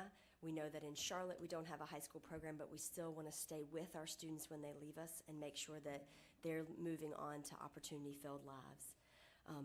We also want to make sure that our schools continue to be fully enrolled and financially stable, and then engage our families and communities through partnerships. We know that an improvement like this doesn't happen overnight, but we feel that we have made substantial progress with these plans in place and are starting to see some growth based on those plans. So in terms of our strategic priorities around the liberation front, we've done some compensation studies and are yet again making raises to increase our Charlotte salaries so that we're more competitive and can serve the students who need us most and compensate our educators equitably for that. Our new governing board that includes a KIPP parent and KIPP alum are helping make decisions that guide our organization forward. And then we have a third-party vendor, Lead for Liberation, that's supporting our work to improve anti-racism and greater equity in all levels of our schools. For academic priority, we reviewed our curricula. We adopted a K-5 foundational literacy skills and reading comprehension curriculum. And we have quarterly training directly with the author to ensure that we are implementing with fidelity. We adopted a K-5 phonemic awareness curriculum and a K-8 math curriculum. We also have a Summer Boost Academy for our scholars in grades K-3, which is for 3 weeks over the summer. As part of our multi-tiered system of supports and Tier 3 interventions, we entered a 3-year-long partnership with the Hill Center of Durham, and we have prioritized 45 minutes daily to make sure that our students identified in Tier 3 are working with HillRAP interventionists.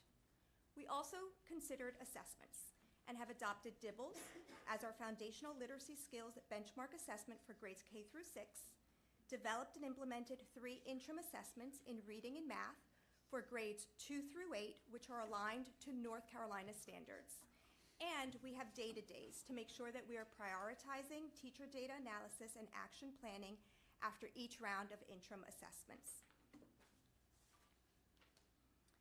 We also looked at our staffing model. We've hired multiple interventionists to support students academically. We've hired teaching fellows to work alongside our lead teachers to further differentiate instruction, and this also strengthens our pipeline for lead teacher talent. We've hired 2 deans of culture and instruction, and they support with classroom management and student culture. We've hired multiple social workers to ensure that our students and families have social emotional support. We've hired 2 school nurses and launched a principal in residency program which trains our next generation of school leaders. To improve school culture, we've launched daily student circles. These are facilitated by teachers and students meeting groups to come together to support their personal and collective social emotional development over the course of the year. And we adopted a new student code of conduct because we want to lean more on the side of restorative practices rather than punitive ones.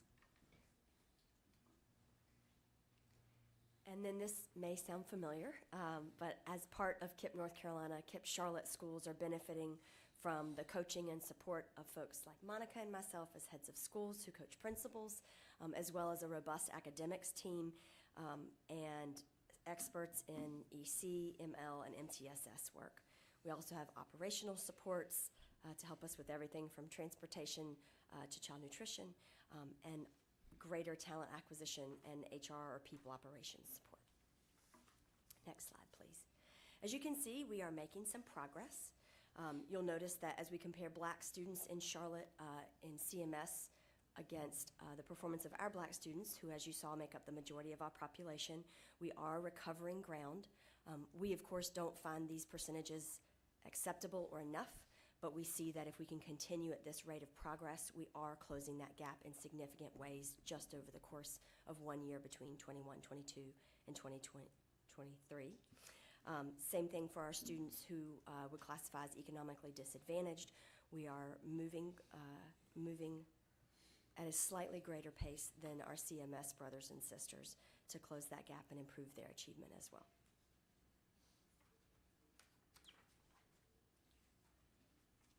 And so, as we can see, we are making steady growth in our GLP in 3 through 8 in reading, in math, and our overall composite for all students year over year. We do have some work to do in grades 5 and 8 science. This is a content area we had previously deprioritized so that we could focus on math and reading, and now we are looking forward to seeing growth in this content area as well. And in the past 2 years since COVID, KIPP Charlotte has met growth on EOG expectations each year.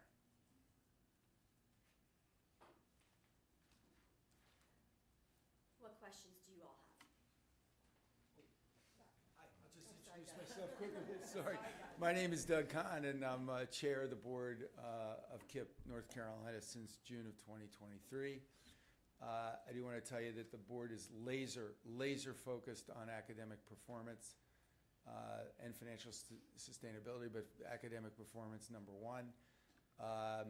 We understand that turnarounds take quite a bit of time, but we are an impatient group, so we are pressing Tim and Emily and Stacy and Monica and Malcolm to really push the envelope, and we focus significantly on teacher training, on teacher coaching, and you've heard about the changes in the academic curriculum, which we think are really important, particularly on the reading front. So we're laser focused, and we're working hard to make the changes to get out of this category and not be here next year. So happy to take questions and feedback. Thank you for your presentation. Just a quick question for me, just out of interest. Lots of hiring. I mean, it says hired interventionist, hired teacher fellow, hired 2 deans, multiple social workers, 2 nurses.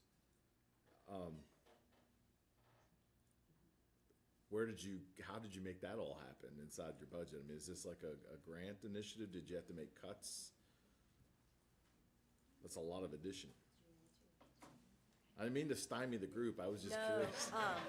I think, and I may get corrected on this. Some of this comes from ESSER funding, particularly the teaching fellows, the deans of culture and instruction, and as we sort of phase that out. Sundown, yeah, that's a better phrase than sundown. As we phase that out, we're looking for ways to make that sustainable. In some ways, I think becoming KIPP North Carolina has helped us realize some economies of scale that we've utilized to, I mean, you know, I always wanted a social worker as a principal. Malcolm always wanted one. I think we're realizing some best-in-class realities working together as a partnership across the state to figure out budgetary things that we weren't able to as independently operating charters. You want to add anything to that? Is any of this going to be salvageable through Title? I mean, are you going to be able to redirect Title I possibly to?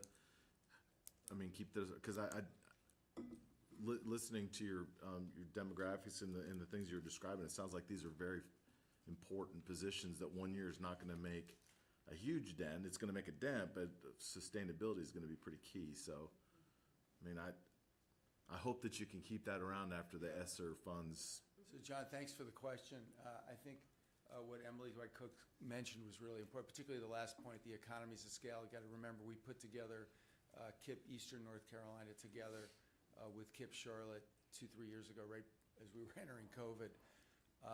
And that has a significant impact. And then I think we are, to some extent, counting on increasing performance, making it such that the parents want to send their kids, that we're not out recruiting kids and telling them what we have to offer, what we're trying to achieve, sending kids to college, finding the best opportunity for them post-school. And if we do that, then we do believe that we're going to attract more kids and enrollment helps. So I think those two things, economies of scale and enrollment, are things that we're looking for. Thank you. In the subsequent years. You mentioned student circles. Is academia part of those circles, or is it all related to social, emotional kinds of matters? And that's a good question. Our circles are mainly focused on the social and emotional learning. We found that we spend a great deal of time, which is how we were able to begin closing that gap with academics, but it wasn't touching the social and emotional learning piece and the things that we saw taking place with our scholars.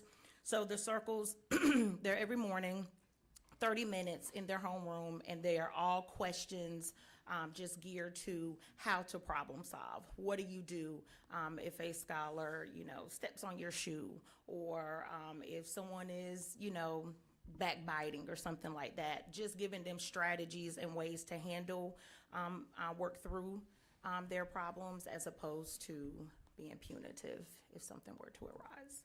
Have you seen where it has made an impact? I have seen where it has made an impact.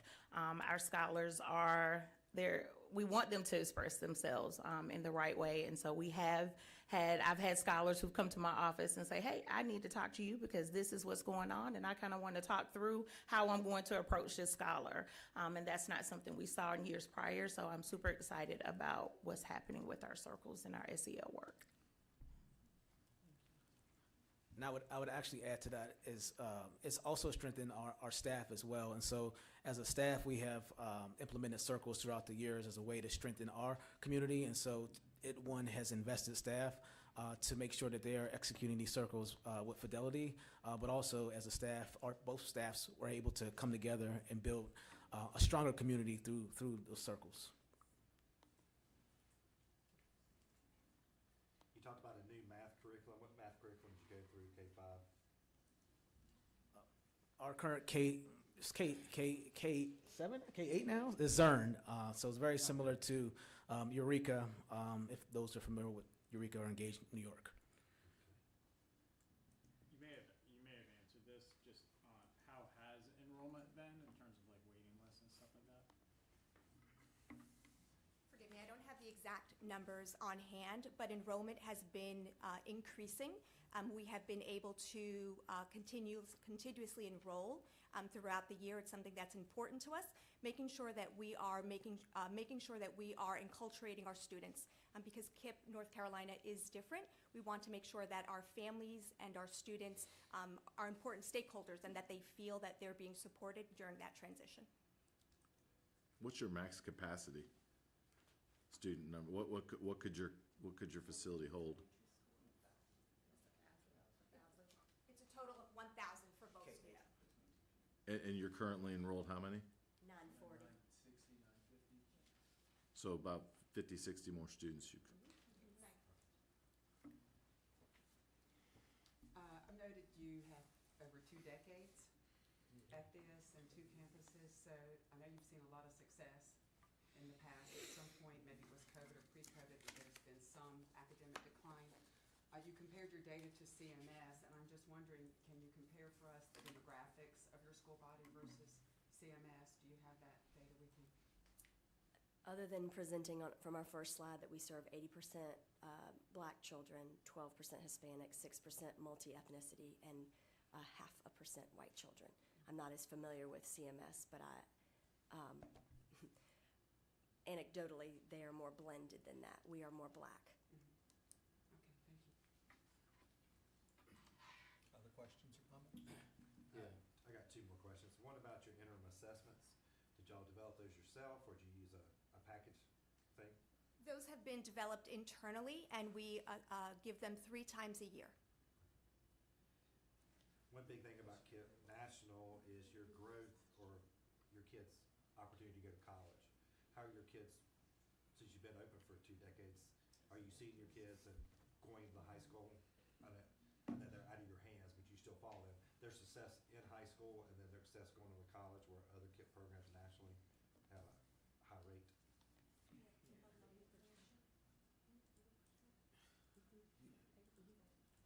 Stephen, I can just talk about our campus in Gaston where we have the high school. So we don't have the high school here, obviously.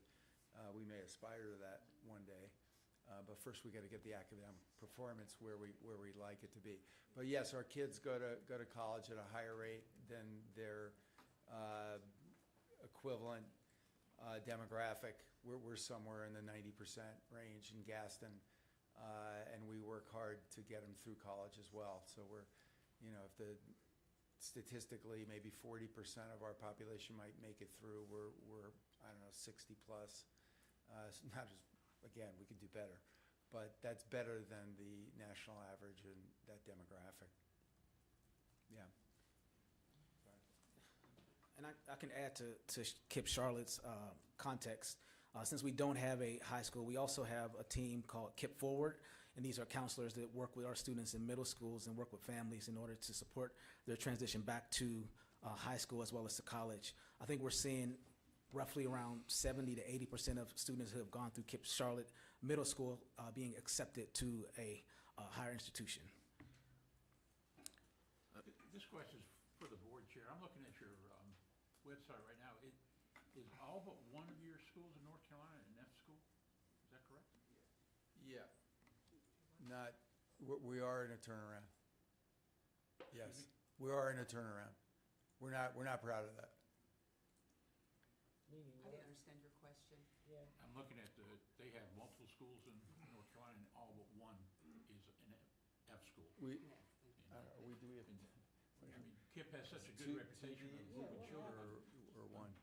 Yeah, I'm sure you're not happy with that. not happy about that. And what are you doing with, Well, the that board. might be another story. No, we've had multiple meetings, at the board level focused exclusively on academics. So we're trying to figure out how do we help the team pull the right levers to change that with the right people, the right curriculum, the right incentives, the right everything. But I think, we've put a lot of good initiatives in place, and we got to let them play out. But we're not stopping. We're asking the questions, including the issue of interim assessments, getting good reads, and then really doing something about the kids that are falling behind. So the interim assessments, I understood them to be in-house. I'm just going to highly recommend that you guys consider NC check-ins for a couple reasons. One, you don't have to worry about any subjectivity of what's being made inside. Plus, the state now is, from what I understand, you may do your own research on this, is aligning check-in results with student assessments. So I think you're going to possibly find better alignment, better pacing, those kinds of things as you do your and I'm only telling you to do that as research, not any kind of just a recommendation. Look into that. I was hesitant because I never really got along too well with the check-ins, but they've done such a good job in getting those things better aligned that I think you may find more valuable data from that. Thank you for that. They're called NC Pats now, if you want to know if they are. I know this is the right question right now, but you're in East Charlotte. Give me a 5-second, a short elevator speech makes me want to put my child at KIPP. My child is at KIPP. And so I believe in KIPP. I believe in the work that we are doing. My child had the opportunity to attend some of the top schools in Charlotte, and I chose to put him at KIPP, not because of convenience for me, but actually because I believe in the work that we're doing. Your child in KIPP will have the opportunity to experience not only academia, excellence, because that's what we are pushing for. I will speak to this. I know you said a 5-minute, 5-second elevator speech. I'm sorry, I'm not that person. and I'm not with all the crap. So I'm just going to keep it real. We have, with our Dean of Culture and Instruction and our APs, they were also teachers at the school who saw much success with the state. And so having them outside of the classroom, training teachers, providing professional development to them as well has helped in some of the gains that we're starting to see. So I'm excited about that. Having the sports there, because we did lose a lot of families because they was like, hey, my child want to play a sport and there's nothing being offered there. And so bringing sports and the arts to the school as well has also helped, along with how we are building our SEL programs with our social workers and the interventionists. And so why choose KIPP? Because we are doing the work. We are committed to doing the work. We have committed people, committed teachers this year, not a high turnover rate this year. We were very intentional about the teachers that we hired in terms of them having experience at the charter level as well as traditional public schools, and they are coming with much success. And because they are committed to the work, our families are committed to the work, and everyone standing behind me, including myself, is committed to the work. We are going to turn this thing around. I'm very confident in that. And the fact that my baby is there should speak volumes. Do you guys do your leadership training through Relay or no? The MPAP program? Yes. How many people have gone through the program? So all of us standing in front of you, and then as we have new school leaders coming up, or what we call our principals and residents, our APs who are wanting that track, that's part of their training program. Let me ask you this. This is a rather broad question. I have a long history with KIPP. Schools around this country have benefited from KIPP Gaston and what they learned in the early goings of charters, especially us at Henderson Collegiate. And of course, you guys, some of you know my affection for KIPP Charlotte specifically and the founder. A long time has passed since I've been in KIPP schools regularly, but one of the kind of hallmarks that separated the Keith Burnhams and Tammy Suttons and Caleb Dolans was high expectations.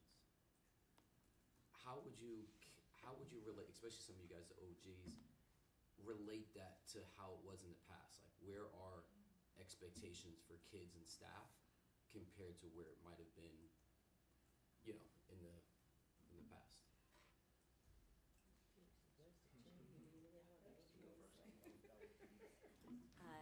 Thank you, Mr. Sanchez.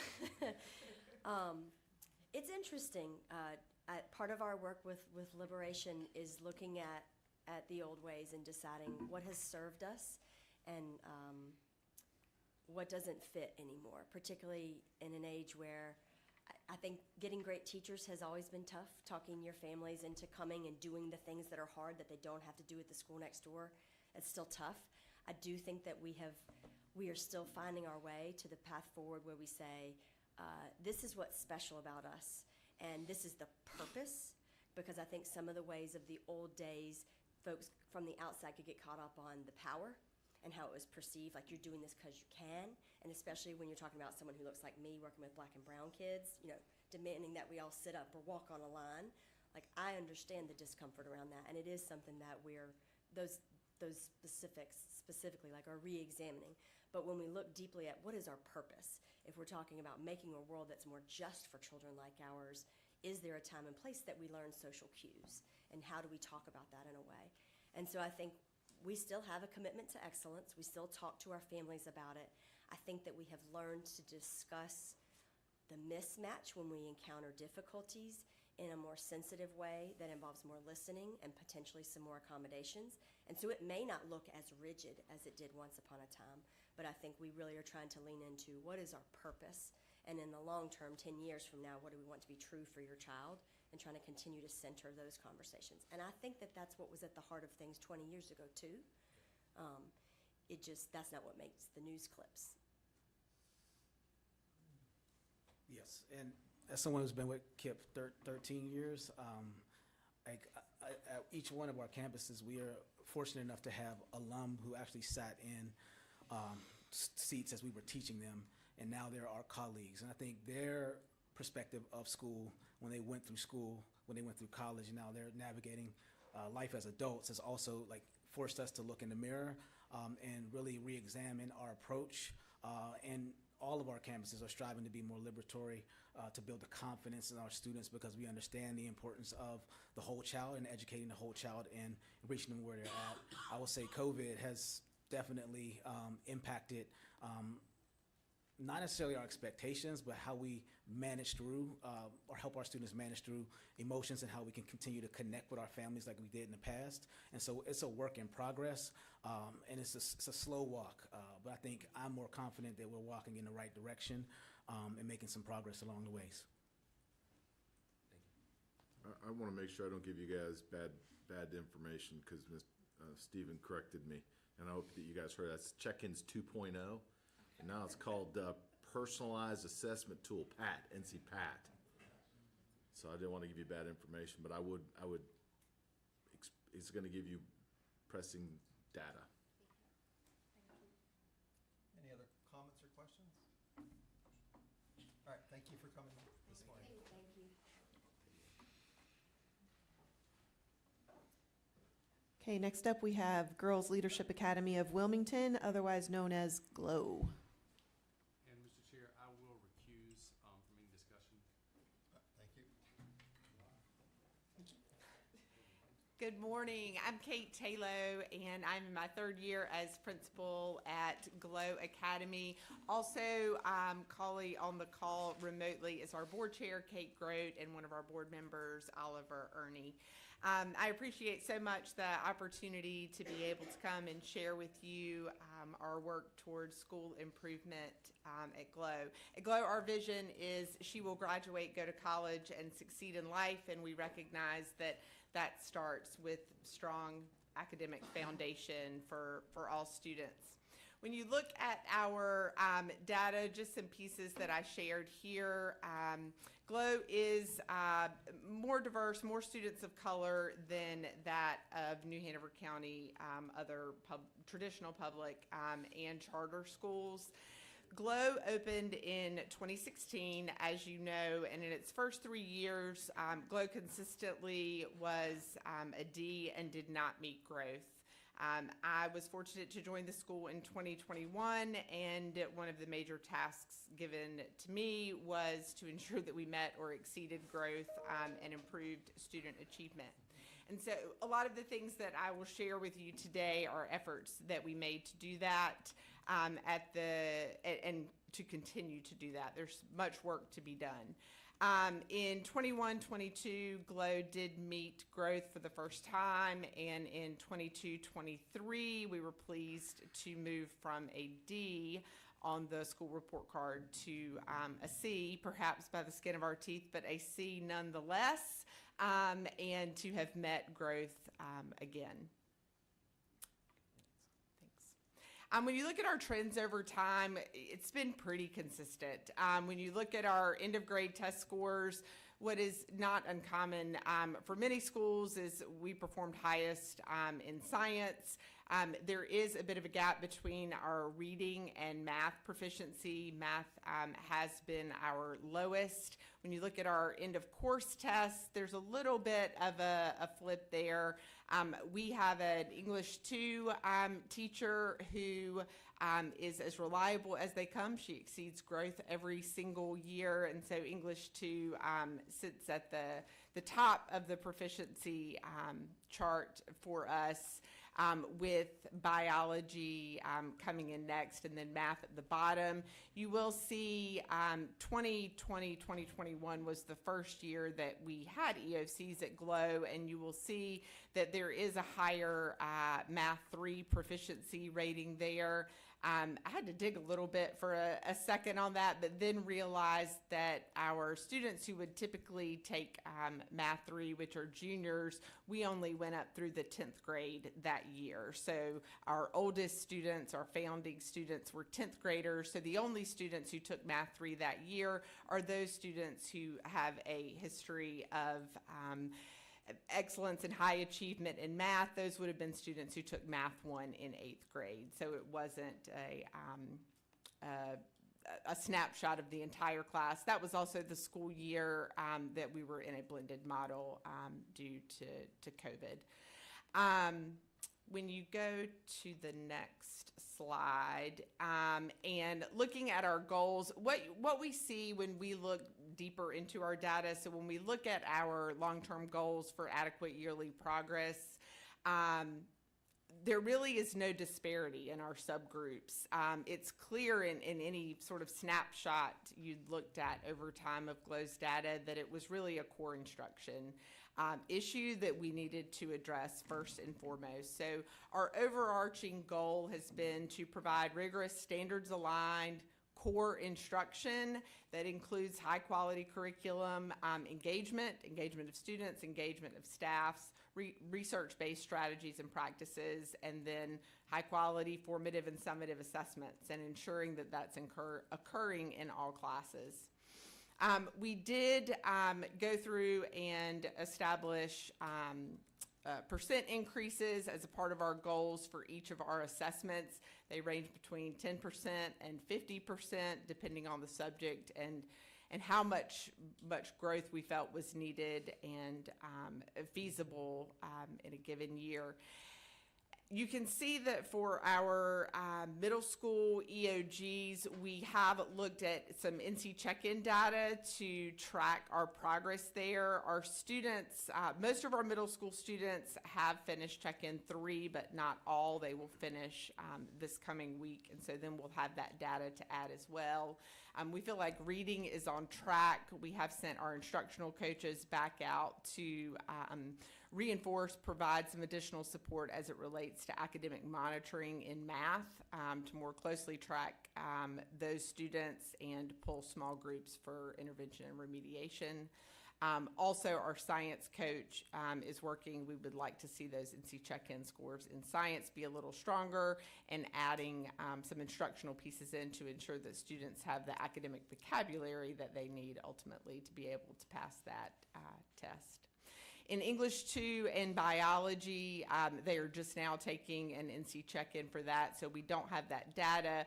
We were excited to see our Math 3 is done for the year. All of our Math 3 courses were scheduled for fall, and those end of grade assessments are complete. That was an area that we were looking for 50% growth in, and we exceeded that. Those students were 45.8% proficient, so that was a 312% increase, which we were happy to see. As we think about our challenges, that was one of the things that we were tasked with. There are many, but in terms of selecting for this and really seeing our school improvement team and the teams that branch off of our school improvement team, we really talk about seeing challenges as opportunities for their work. And so initially, one of the big issues in addition to core instruction is you have to be able to access that core instruction. You have to be able to deliver that core instruction. And we had some barriers to that.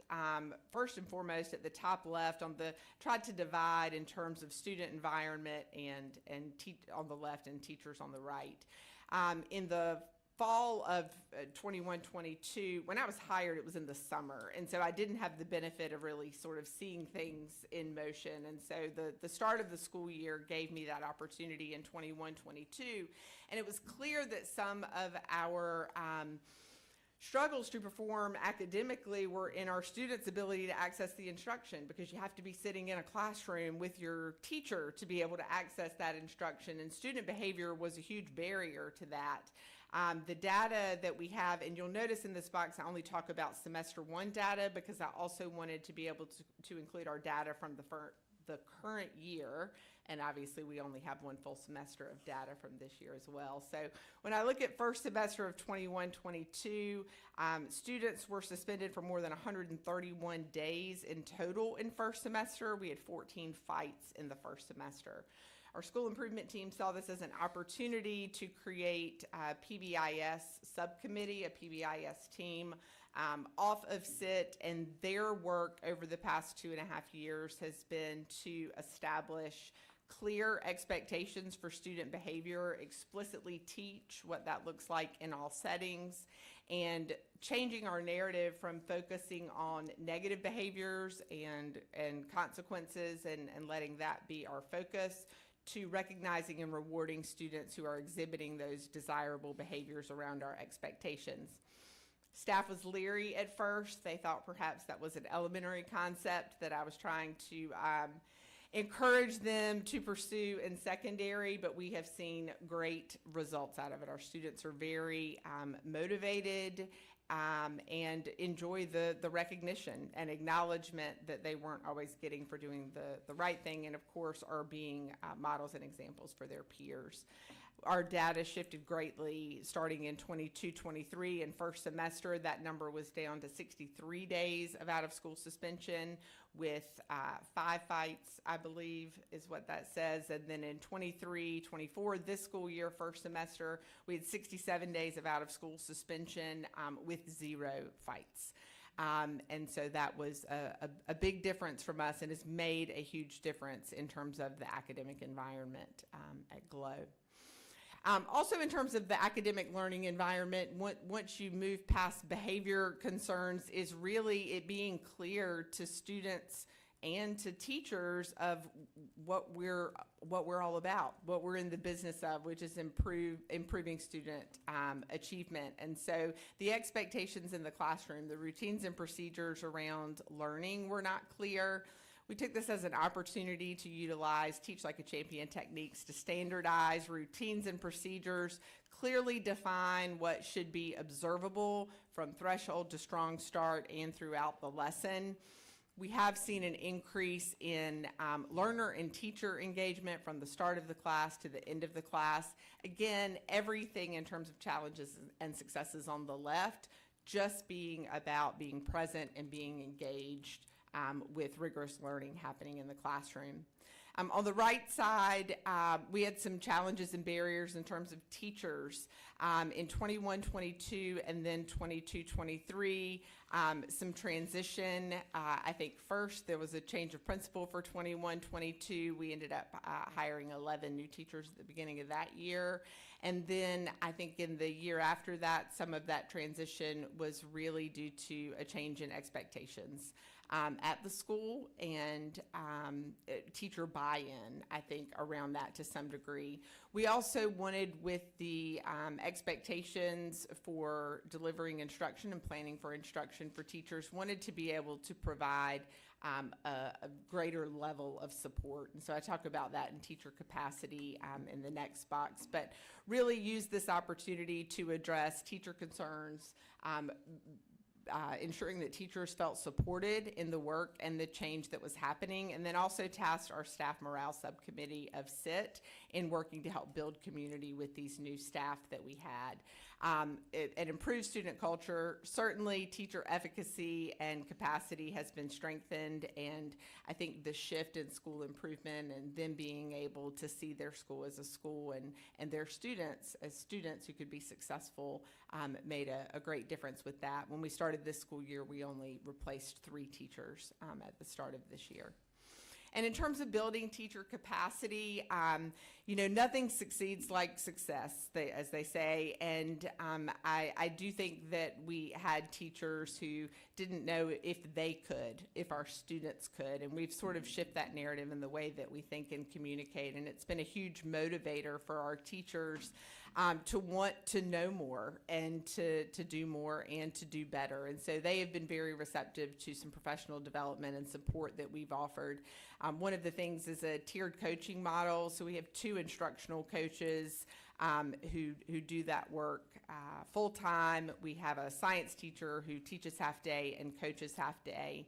And then through Want More, Do More, Teach Like a Champion, Relay, and other site-based professional development, we have worked with some of our teacher leaders so that they also are supporting teachers through this coaching model to be able to implement and receive support in the practices that we're implementing around core instruction. So we've seen a lot of success out of those pieces, but certainly, you know, as I shared at the beginning, our vision is she will graduate, go to college, and succeed in life. And so I definitely want to share the success that we've seen from that. Last year, we graduated our first class of seniors in the class of 2023. And we're able to see our vision fulfilled in that class. 98% of those students did go to college. 72% were the first in their family to do so. And that class amassed more than $3 million in merit scholarships. Additionally, 8 of those students were also accepted to honors colleges at the colleges where they are attending. We're supporting those students in our year 13. Our college access program has extended sort of the arm of their services. They check in and meet with those students virtually, regularly, and sort of keep that cohort in contact. We were able to have our alumni back in early January for an alumni day. They brought all their swag and set up their tables and ran a college fair for our middle school students, and then met with our high school students in the afternoon for tabletop conversations of lessons learned in first semester of college. And so that was a lot of fun to see them and to learn about all the real life that they have had an opportunity to experience over first semester.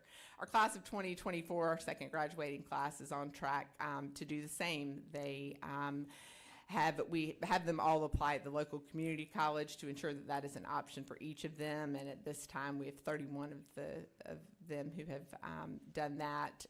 We have 138 who have been accepted to college. 96.9% have applied to college, and we're just under 94% who have been accepted to college. So very proud of them, very excited there's a lot of work from 6th grade along to get there, but I know certainly I was not there from the very beginning, but know that those who were, that's even more exciting for them. So very proud of that. What questions can I answer for you all?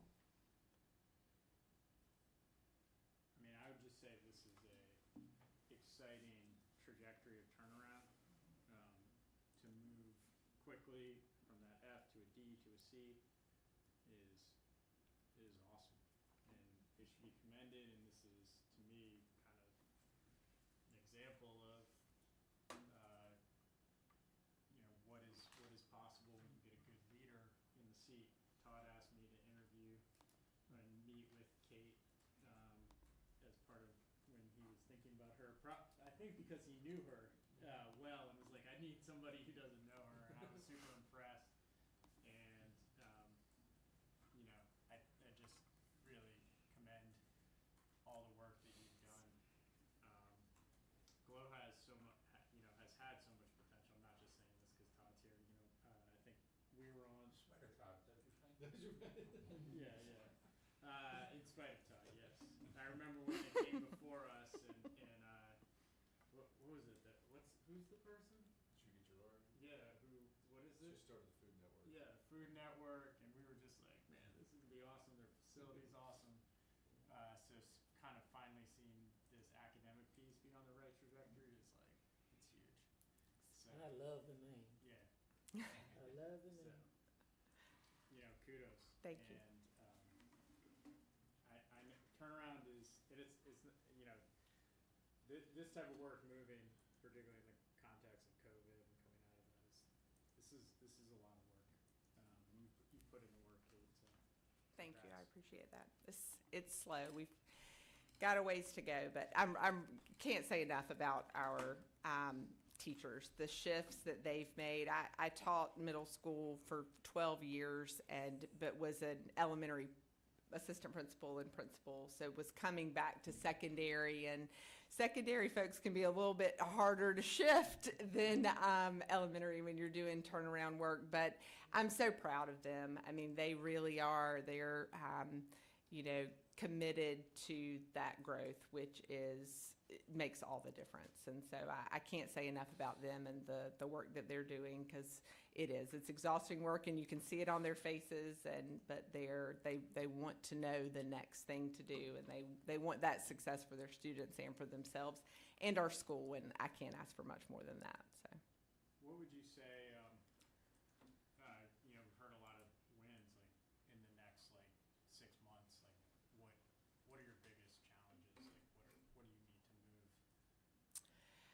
You know, the math is, the other thing that's really challenging, in my opinion, as a secondary administrator, when I was in elementary, if you got kindergarten, first and second grade right, the rest of it starts to take care of itself. And so getting students when they're coming in at sixth grade and having zero control, not that I have control issues, but having zero control with that kindergarten through fifth grade is really, really hard. And I keep thinking we're going to see a better baseline of math coming in, and that math piece is, we're seeing growth, and the aggressive monitoring, I think they changed the term, is certainly helping in math, but it is, talk about slow. I mean, we're, celebrating 312% increase gets us to 48%. I mean, it's tough. And so really, I think that area and continuing to grow in that area and is definitely a focus for us. But I think keeping consistent, holding on to your teachers, I think that gets harder all the time. And I'm thankful for the commitment that ours have to the school. I think that's one thing that makes it different. But I think that's the progress we've been able to make this year is certainly, in part due to the fact that we weren't starting over with half the teachers in terms of the work that we'd done. We were able to do the next thing. And so I think being able to continue to do that will be important as well. That's a great point, and I want to just concur, you are on the right trajectory. Very good data that you brought today, and especially last year's graduating class. That's really exciting. It's not a negative, but I have a question. Is any of that number going to community college, or were they all four-year college? Some are going to community college, and we have them all apply to community college. We have a few students who are, I'm not sure that that's for me, and so what we're committed to is that this option will be available to you. And so our college access team communicates to them. I hear everything you're saying right now, but you might feel differently when all your friends are doing something different next August. So let's ensure that that is an option available. And then we did have a couple of students who are definitely going to end up at a four-year college. I think their parents, rightfully so, said, I'm not sure she's ready. And so they were going to go to Cape Fear for a couple of years, which I think was a great option for those students. And they're the ones that are coming back and DJing our middle school dances and doing some of that stuff on the side, which is great because we're able to keep that connection and ensure they have any support that they need to do that. But yes, certainly some of those students were community college. Other thoughts or questions? I just want to echo the same thing. I've worked with a lot of leaders from GLOW, and if you wanted to find the recipe, right? Like great leadership that's consistent, that's there, that can talk about the things that you're talking about today, the growth you want to make, keep a staff, and have the right curriculum. And it feels like you guys are running in all the right directions. So happy to keep watching from the sidelines, and maybe one day Todd will have me up at the beach and I get to hang out. Well, you should, and you all have been very gracious to us. I did transformative leadership with Alex, and then certainly Want More, Do More. In addition to that, we brought, it was really powerful for our staff to see video and pictures from Henderson Collegiate, because those were children who looked like our children who were getting it done. And so we actually took another group up and we visited, and for them to be able to see that in motion, there is nowhere I can take them in Wilmington that is has the kinds of results that a school like Henderson Collegiate does with students who look like ours. And so that has been really powerful for them to be able to see that. And really, so much of this work I have found is about efficacy. And I didn't talk about that as a challenge, I guess, except in that bottom box, but there was a lack of that, of I am a change maker. I can do the work to make this happen for our school and for our students. And visits like that help them go, wait a minute, maybe I am the hinge point for all of this. And so I appreciate it. I appreciate the support. Thank you so much. Thank Keep you. up the great work. Thank you. Okay, I think we have one more, and then we'll break for lunch. One more than lunch, yes. So if I could call up Pioneer Springs Community School, please.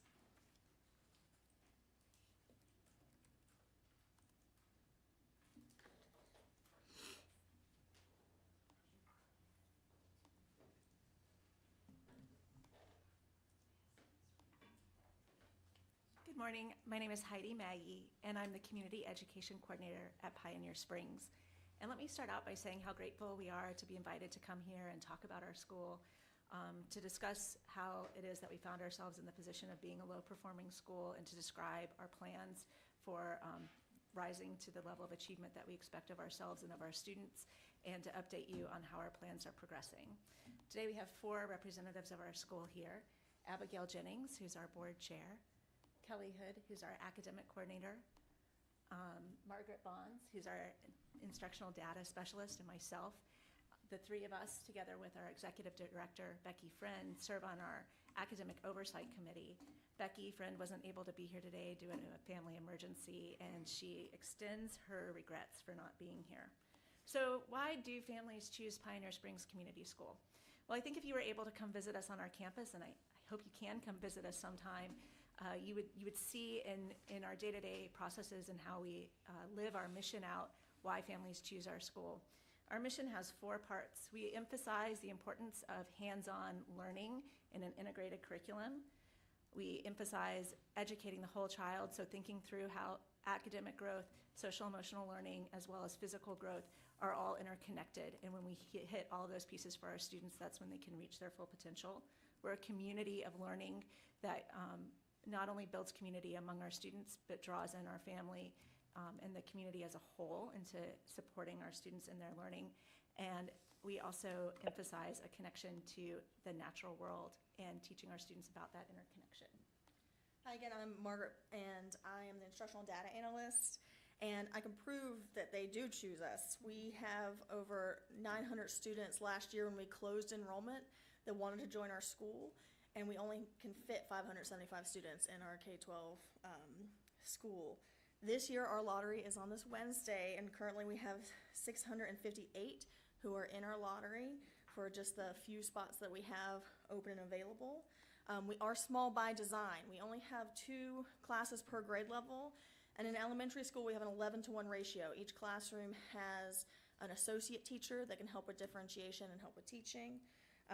And I want you to think and remember that we're small by design as we go into this next slide, which is what our historic data looks like.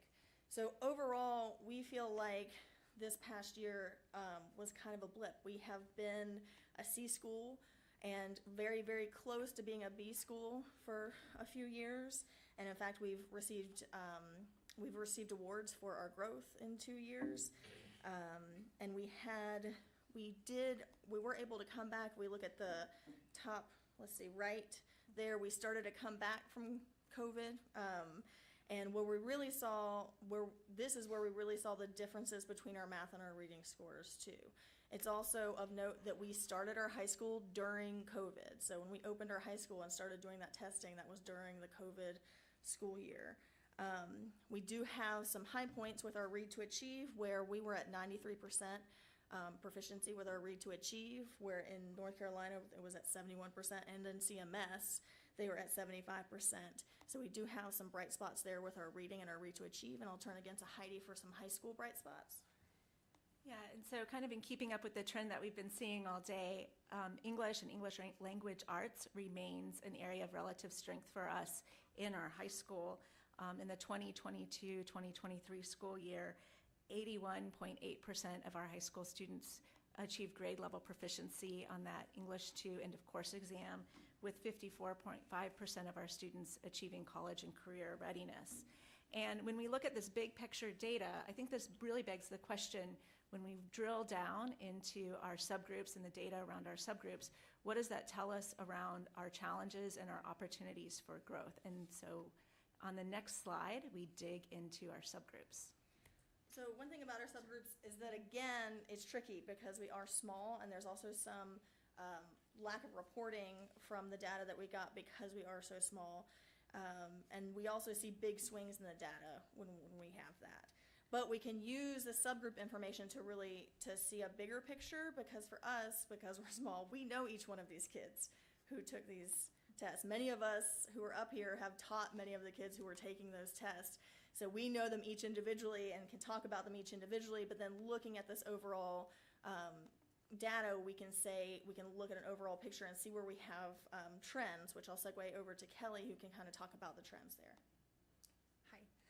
As Heidi said, I am Kelly Hood, the K-8 academic coordinator, and I support the implementation of MTSS and all things curriculum. So like Margaret said, there are some major trends that we can see here. First, we see that students with disabilities are not yet showing what we'd like to see from them yet.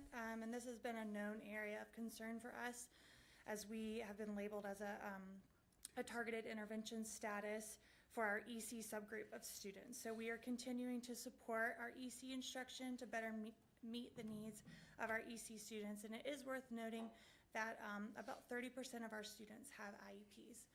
And so another area that we are seeing a trend is that our math performance is weaker than our reading performance for all of our population of students.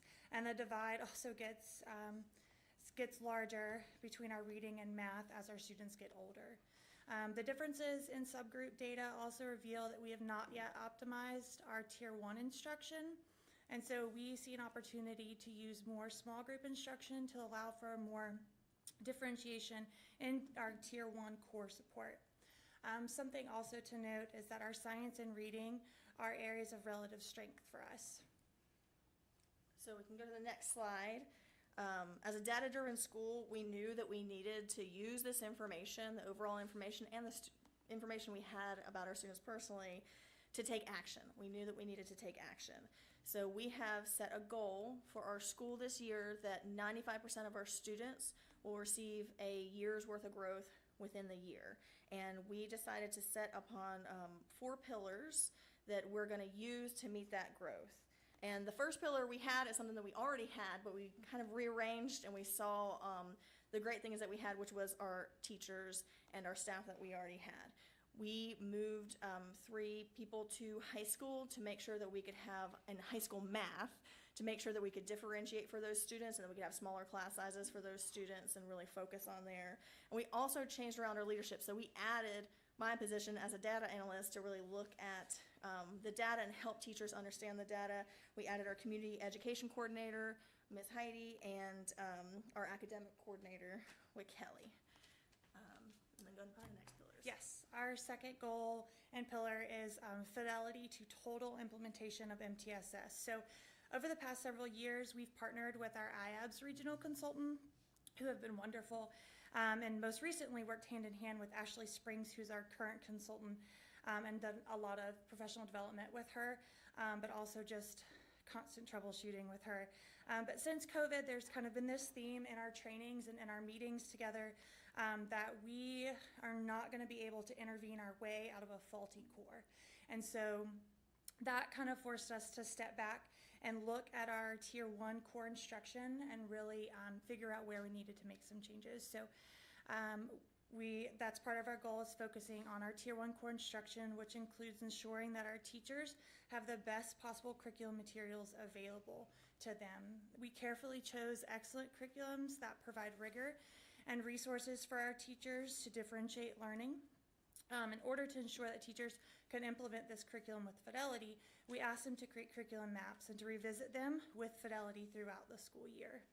We are also continuing to support our Tier 2 and Tier 3 instruction, and by doing so, we have purchased a math intervention program to help address our math needs that we saw. We have MTSS blocks built into our master schedule. We have standardized progress monitoring process across the campus to ensure that at-risk students are being identified and that students' progress is being tracked. We have personalized learning pathways through iReady, and our MTSS team meets monthly to ensure groupings are appropriate, and we are frequently discussing student progress. Our third pillar is staff development, and that's our third goal. that we implemented. So our staff receive training in our curriculum materials to ensure that teachers can use them with fidelity. And we also have monthly collaborative planning sessions on a grade level team level, as well as vertical planning teams to discuss our Tier 1, Tier 2, and Tier 3 instruction. The fourth pillar of this plan to take us to that 95% growth is really focusing in on that partnering with our families.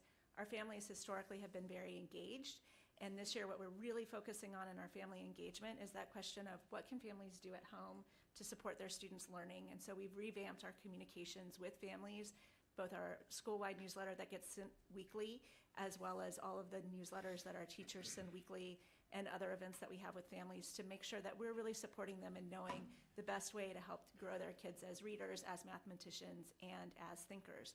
So at this point in the school year, we have a lot of data to show us how our plan is working out. So Kelly had talked about using the iReady curriculum. We also use the iReady diagnostic, and the students recently took their mid-year diagnostic in January, and we have on the left the data from that comparing to the data from the beginning of the year. And what we're looking at is that the green is growing, which is great. Those are the kids that are on or above grade level, and the red is getting smaller. That means we're moving those kids who were below grade level onto grade level, and we see that for both math and reading for those diagnostics. And we're also seeing where we analyzed the EVOS data, so the projections for the students for high school. That's the information that is on the right. And we looked at where they should have been according to EVOS and what they were projected to do, and Heidi will talk more about that too. Yeah, analyzing growth in high school is a little bit more tricky because there isn't one benchmark that you can use for every single academic discipline. But the EVOS is really handy for those courses that are end of grade or end of course tested courses. So if you look at our EVOS data, what you'll notice is that for the students who have taken their end of course tests this year so far for English 2 and for Math 3, which is not all of our students, right, because we've only just started our second semester a few weeks ago. For the students that took those courses in semester 1, all but one of our students exceeded their EVOS projections, and many of them exceeded the EVOS projections by a great deal. This also begs the question, what's going on with that last student who didn't exceed EVOS projections? And this raises the question, how do we need to refine our plan to make sure that we're really going to meet that 95% growth goal? And so that student number 12 on English 2 is a student who has historically been a high-performing student. And like many of our high-performing students, that student is not showing the growth that we want to see. And so keeping that statistic in mind has led us to refine our plan and come up with some targeted areas of focus as we end out the school year. So the final slide is about those targeted areas, and the first one being when I analyzed the data for the students who hadn't met half their growth goal, right? During mid-year, if they hadn't met their growth goal, almost half of them were students that were on or above grade level. So we were noticing that those students who are on or above grade level aren't growing as quickly as those Tier 2 and Tier 3 students that we're really providing that differentiation for. So we are working on making sure the teachers feel supported and doing small groups for the higher performing students, and also introducing like an AIG program to our school that's something outside of the classroom that the teachers can do. Another thing that we noticed, we are a nature school. The kids are outside a lot. We are not a one-to-one technology school, but they take their assessments on technology. So that's another thing that we're gonna need to help our students understand how to take the assessments on technology, understand how to interact with technology, and make sure that they are getting that interaction that they need, not just to take assessments, but for real-world applications. As we continue to refine our plan and talk with our families and look at our family communication, we realize that we have more work to do in helping our families to support their students at home, so we're going to continue our family education efforts. I additionally mentioned that for high school, knowing exactly how much our students is growing is tricky because there isn't a single benchmarking tool that measures all of the different disciplines in high school, right? I mean, we offer courses from photography through our social studies courses, our math courses, our English courses, as well as college and technical education courses. And so an ongoing process is looking at what benchmarking tools we can use. We've looked at things like the NC check-ins for those courses that are tested courses, and we're looking at other materials as well. Finally, as Margaret mentioned, we know that small group differentiated instruction is really essential to make sure that we're meeting the needs of each of our students as individuals. And so we're continuing to support teachers in implementing those practices. Thank you for taking the time to listen to us, and we're ready for your questions. Thank you so much for that presentation. Comments, questions? Are you in the Huntersville area? Yeah. In between, like right between Charlotte and Huntersville. You found how much green space in that area? We carved it out. There you go.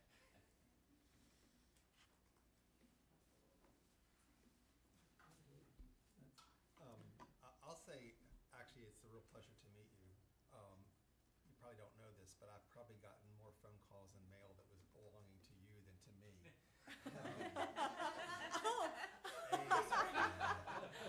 I'm not related to Dr. Friend. B, my school is Pine Springs instead of Pioneer Springs.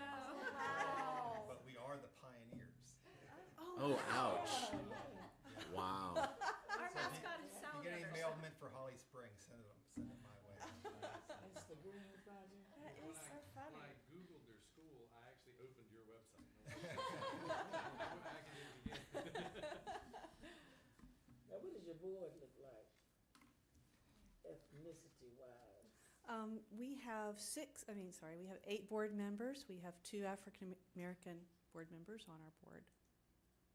And the rest are Any Caucasian. males? Yes, we do have males. Let's see. I believe we are, off the top of my head, let's see. I think we're 5 women, 3 men, I believe. I could count. I'm Your here. website has 3. 3. Just check it. They roll off from time to time.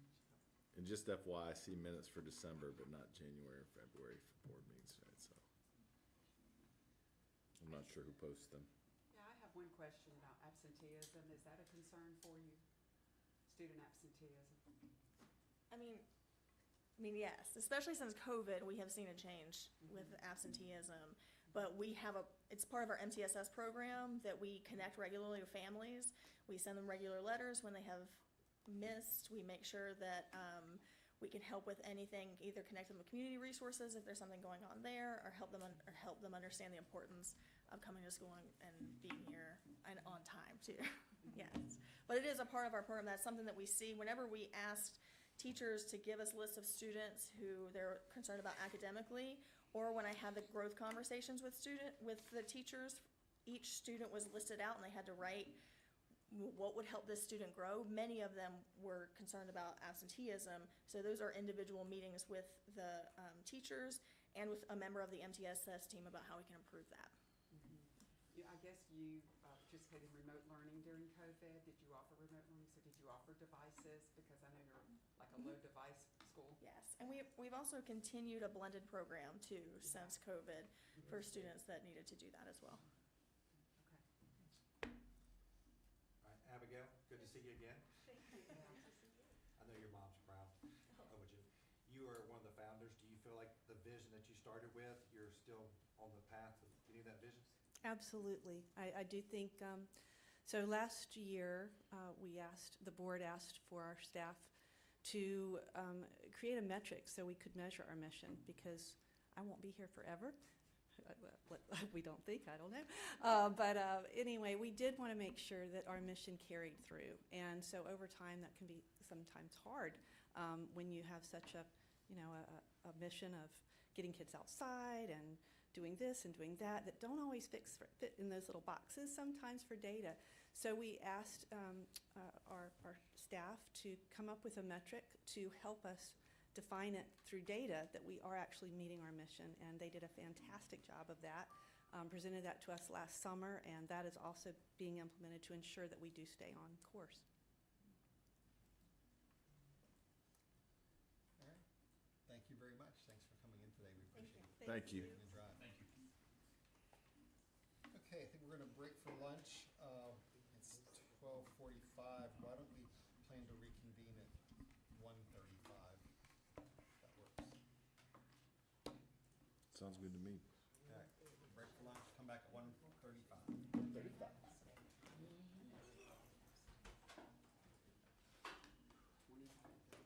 Kids are out. That would be a concern for me. Yes. Mm. Okay.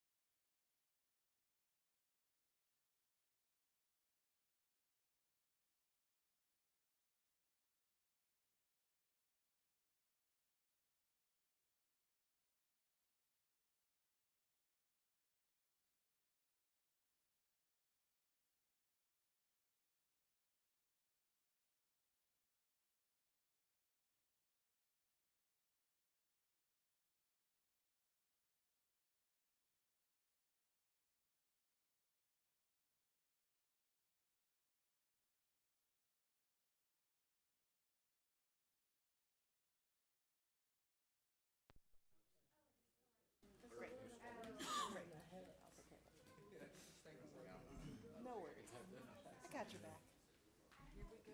No problem.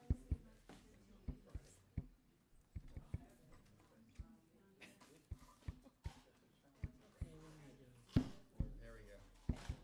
Okay, welcome back, everybody, for the afternoon of the agenda for our CSAT meeting today.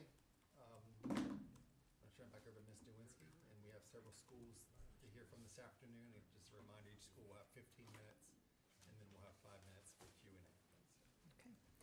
So, and I would like to thank all of their schools for your patience as we're running a little bit behind, but I would like to invite Success Institute Charter up for their presentation.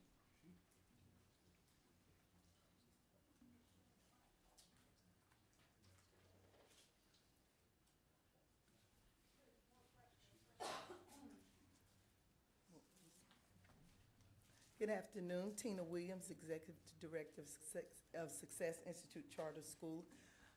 Just to give you a little bit of background information, we were initially chartered in the year of 2000 to serve students in grades K through 5. We were chartered to provide services for 100 students. And after our renewal, that we were asked by the advisory board to serve students in grades 6 through 8. So that's how we got to serve students in grades K through 8 currently. We have stuck to our mission from the year 2000 primarily with direct instruction, multiple intelligences. We focus on SOAR, Students Organized for Academic Resource, which a lot of data-driven instruction that we've now initiated, as well as blended learning. We've also, initially in the year 2000, there was a micro-society program that we chose that will be able to help the demographics of students who, in the community that we serve, understand the life skills and how to live in a community, so, and live successfully within that community. So that's a little bit about the overview of Success Institute Charter School. My name is Shadrach Martin. I'm the new principal here at Success Institute Charter School. Just want to go over some of the things we enjoy doing and have liked doing and continue doing over. Ms. Williams was a previous principal I took over this current year, and so we also have Ms. Carter, one of our vice chair to our board here with us. Our chair was not able to make it with us. But just going over some of the historic and grades of data, we tend to excel and go above and perform above our neighboring schools and school districts, Iredell State School and the closest charter school, which is American Renaissance Charter School. In the last 3 years, I pulled the data. And so in subgroups, in math, we've excelled and scored 57, compared to American Renaissance at 38 and Iredell State Schools. And for our students with developmental delay or students with disabilities, we scored a 14.83 in math and a 38.1 in reading, which I like to point out, that's huge for a student with disabilities to achieve and perform at 38.1, whereas Iredell State Schools only achieved and got 13.3 and American Renaissance 12.8. If we were able to use science as a subgroup, but we don't have the number of students per grade level that could allow us to use that grade level. In 2023, our science scored 88.2%. In 2022, 90.9, and in 2021, 89.5. But we were unable to use that data because our subgroup is not large enough to count that. But if we were able to, that would help boost our overall school grade as well.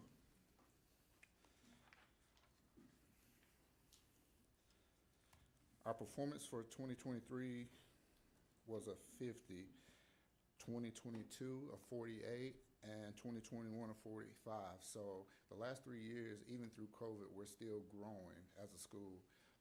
meeting and reaching the needs of our students, no matter where they were at and how they were impacted because of COVID, whether they were at home or in school, virtual, or anything. And that goes compared to the neighboring schools, which is Third Creek Elementary, which is an Idaho State School, and Third Creek Middle and American Renaissance. American Renaissance received a grade of 47, which went down a little bit, but compared to previous years prior to COVID and everything, where they were in the high 70 percentile, and then during COVID, they continued to steadily go down into the 57, then 47, where we're staying consistent and growing and meeting the needs of the students that are placed in the classrooms with the teachers that we have.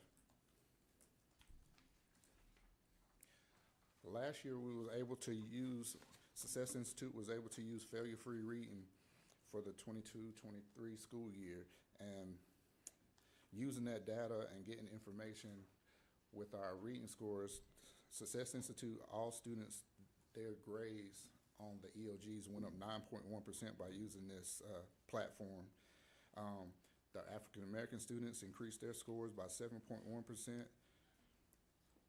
The economically disadvantaged increased their scores by 10.2%, and the students with disabilities increased their scores by 23.2%, which is all above the state levels of what we're seeing growth in those subgroups.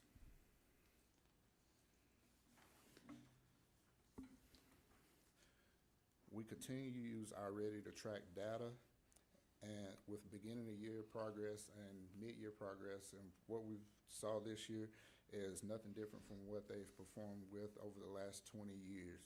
And we've seen growth from in ELA or reading to 17% or higher, and in math, 20% or higher.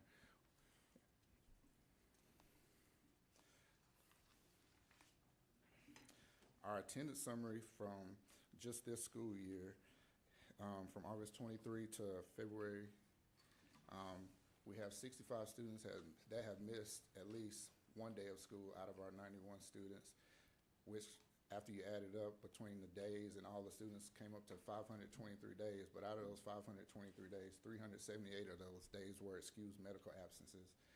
We currently have 23 students that haven't missed no days of school out of the 91 students. And I think our approach to meeting the students and families where they are is what helps our attendance and our discipline when you look at the behavior and write-ups. So thus far, we've only had 18 write-ups till the end of February when data was collected, 11 of them being elementary students and 7 of them being middle school students. And I did have a video for the next slide. A video? Oh, it doesn't, we don't. Okay, so we did, I sent a PDF the last time. Yeah, okay. But basically what this video was speaking about is how data drives what we do on a day-to-day basis, how we use data. We have what we call data dives, and all the teachers get together and go over all the data for all our core classes, and then we take that data and we go back into the classroom, and that's what we use to lesson plan, to do our PDSA and lesson plans to make sure we're catching the students up that need that. We're able to make those subgroups and get the students back onto level and put them with the appropriate groups that they need to, that are on their grade level, to help build them up so they can be on grade level. And so I think that's very important for how we keep the performance and academic growth going. And that's all I have. And Ms. Carter is going to speak a little bit about her position as being on the board and having a child here at Success Institute. Hello, my name is LaShonda Carter. I am one of the board members as well as a parent at Success Institute. My child has been at Success Institute since kindergarten and is now in 5th grade. Currently, we as the board, we are excited about the next coming years, and we have been the support definitely for the school and helping them to continue to be a part of the community and continue to foster those educational goals that we were looking forward into 2024, 2025, as well as 2023. And my daughter, she has definitely been excited about all the different things that we have been doing, because I'm also a part of Victory in Partnership, which is our PTA.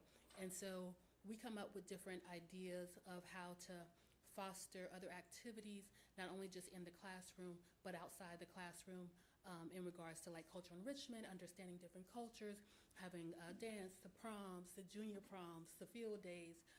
And so we as parents, we try to get together, we organize that as best we can, and be able to kind of corral all the new parents that come to the school as well, and get them excited about being very much involved in their children's development, not only inside the classroom, but outside as well. Okay, thank you. And as we continue to move forward, we're excited about applying for STEM grants to be able to market and add more opportunities for the students that we serve, and using the 21st century and STEM grants to do so.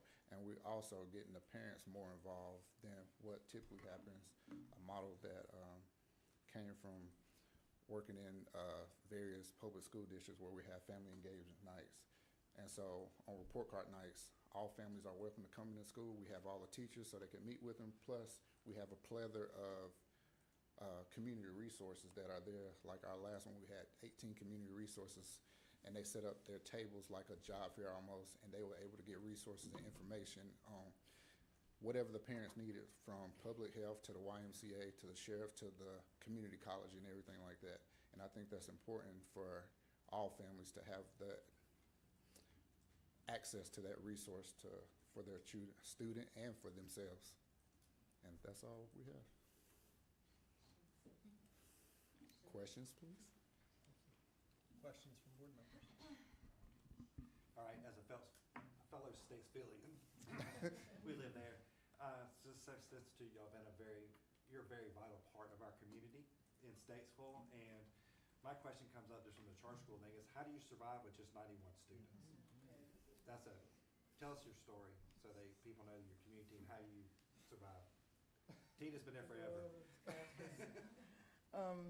Survival, buy-in, the staff, the parents, the community, the charter members. You know, we still have charter members who are involved, and people make sacrifices, and we just take the little bit and the handful that we have, and we just make it work, to be honest, you know. So we try to be wise and conscious in how we spend, you know, and try to use the resources, as Mr. Martin was saying, use the community to connect with community, to expand those resources, and just take advantage of every opportunity that we have. But yeah, that's a very good question. A great example of that is we got a technology grant from the Iredell County this year, what put a laptop one-to-one for every student, and also put a smart TV in every classroom this school year.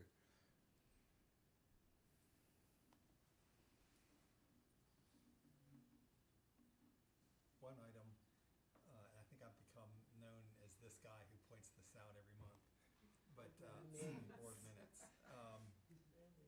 I'd encourage you to take a look at your website. I'm going through there, and the most recent minutes I see are from September of 2023. Okay. I think it's probably safe to assume your board's met since then. Yes, our web design, I know I sent it, and we was creating a folder, we was working, so maybe it's just misplaced, but it's a combination of, I think, dates being inaccurate and how it's posted, and sometimes what's posted as minutes is actually the agenda, not really minutes. The agenda and the minutes, right. So if you could just button that up a little bit. Yes, sir. Any other questions or comments? I'll just comment, you know, looking at the SAS data, it's really cool to see just upward trajectory from when you guys started. You look at from 2014 to now, it just gradually has gone up with very few, if any, dips to your best year you've had this past year. And in your growth percentages, if I'm right in reading this, and somebody can tell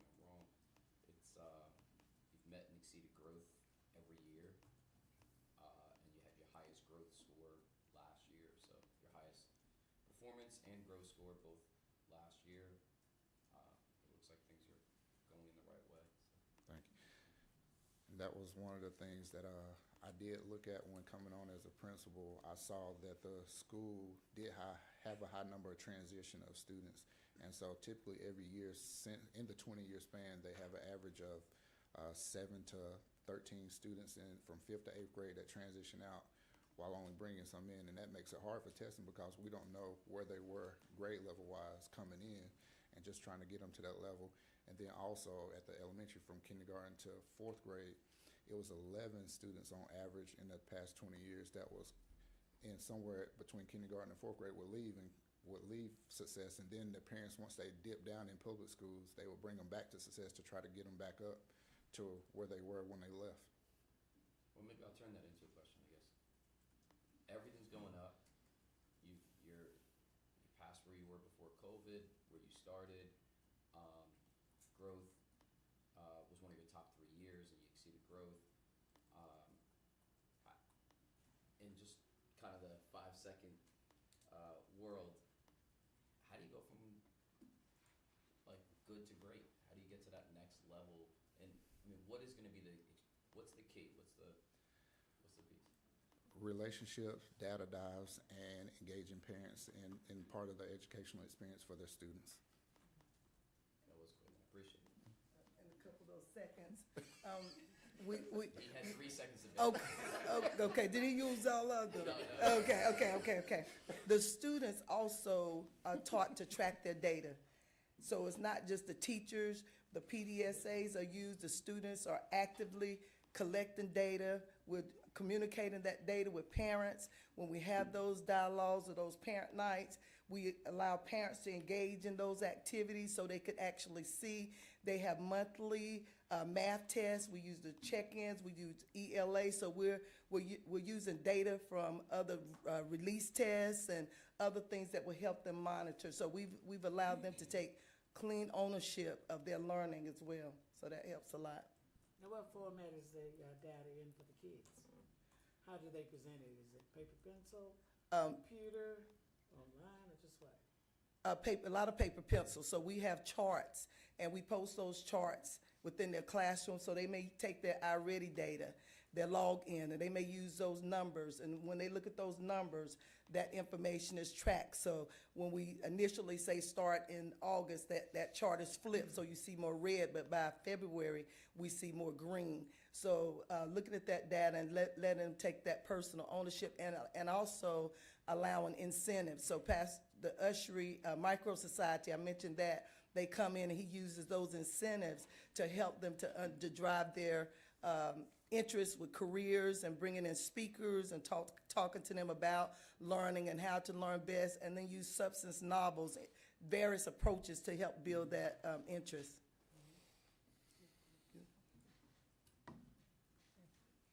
Thank you so much for coming in this afternoon. Thank y'all. Thank you.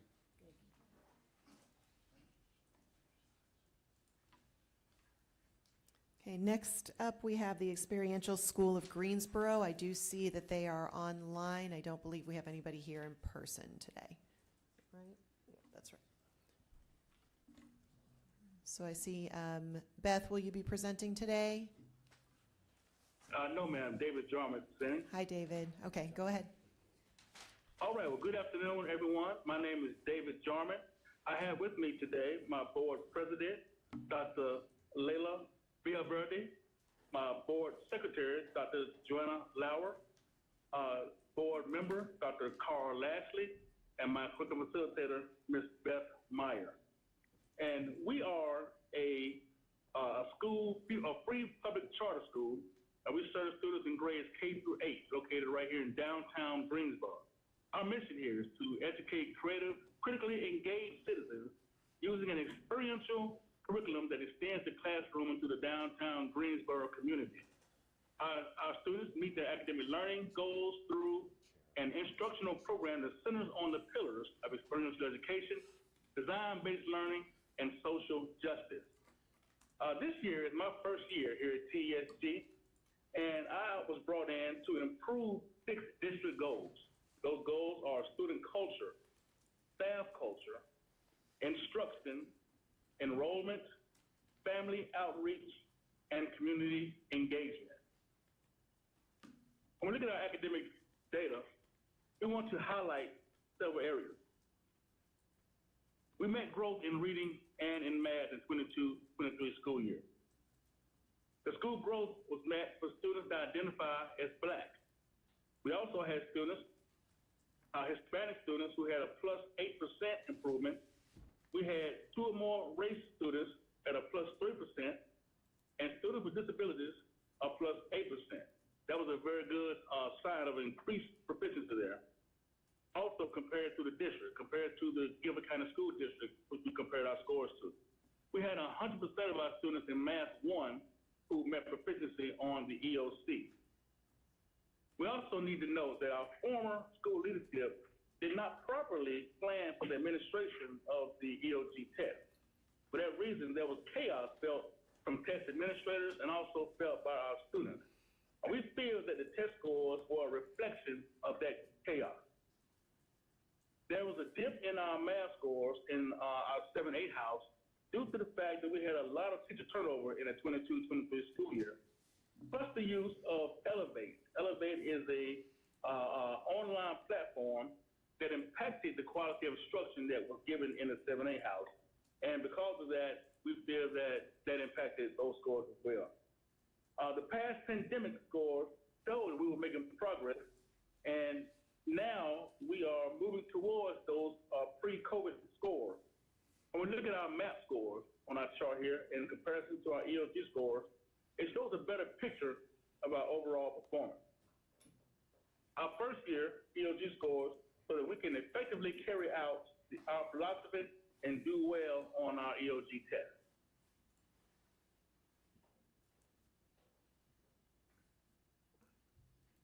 Now, next slide here, we show an upward trend in reading and math, or the average rather, shows an upward trend, and we have a continued upward growth in those areas since the dip during the pandemic, since the COVID pandemic. The 23-24 school year, currently, we've added NC check-in, we've added NC-NC, and also DIBELS as formative assessments. We've continued math in 3rd grade reading. Based on our current NC-NC assessment, the vast majority of students are low need, which means they are doing well in that area. Reading proficiency, of course, for students in 3rd grade went from 22% at the beginning of the year to 31% mid-year, showing a 9% increase. So we anticipate a higher score on those EOGs for our 3rd graders. Again, we're using check-in. Those check-ins, we are using those to align the curriculum with the check-in. And we have those add additional assessments, again, DIBELS, NC-NC. We use data points to drive instruction. And we align our check-in results with instruction.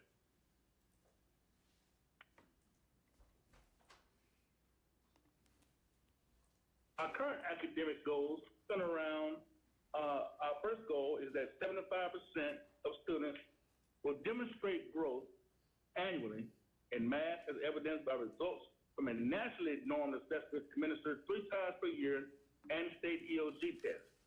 We are currently moving in the correct direction using check-in, NC-NC, and DIBELS.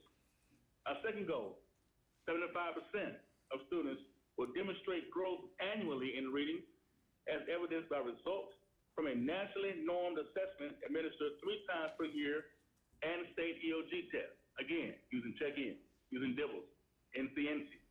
Our third goal, TESG, will optimize student growth through a systematic multi-tiered system of support implemented during the instructional day and through a coordinated after-school tutorial program.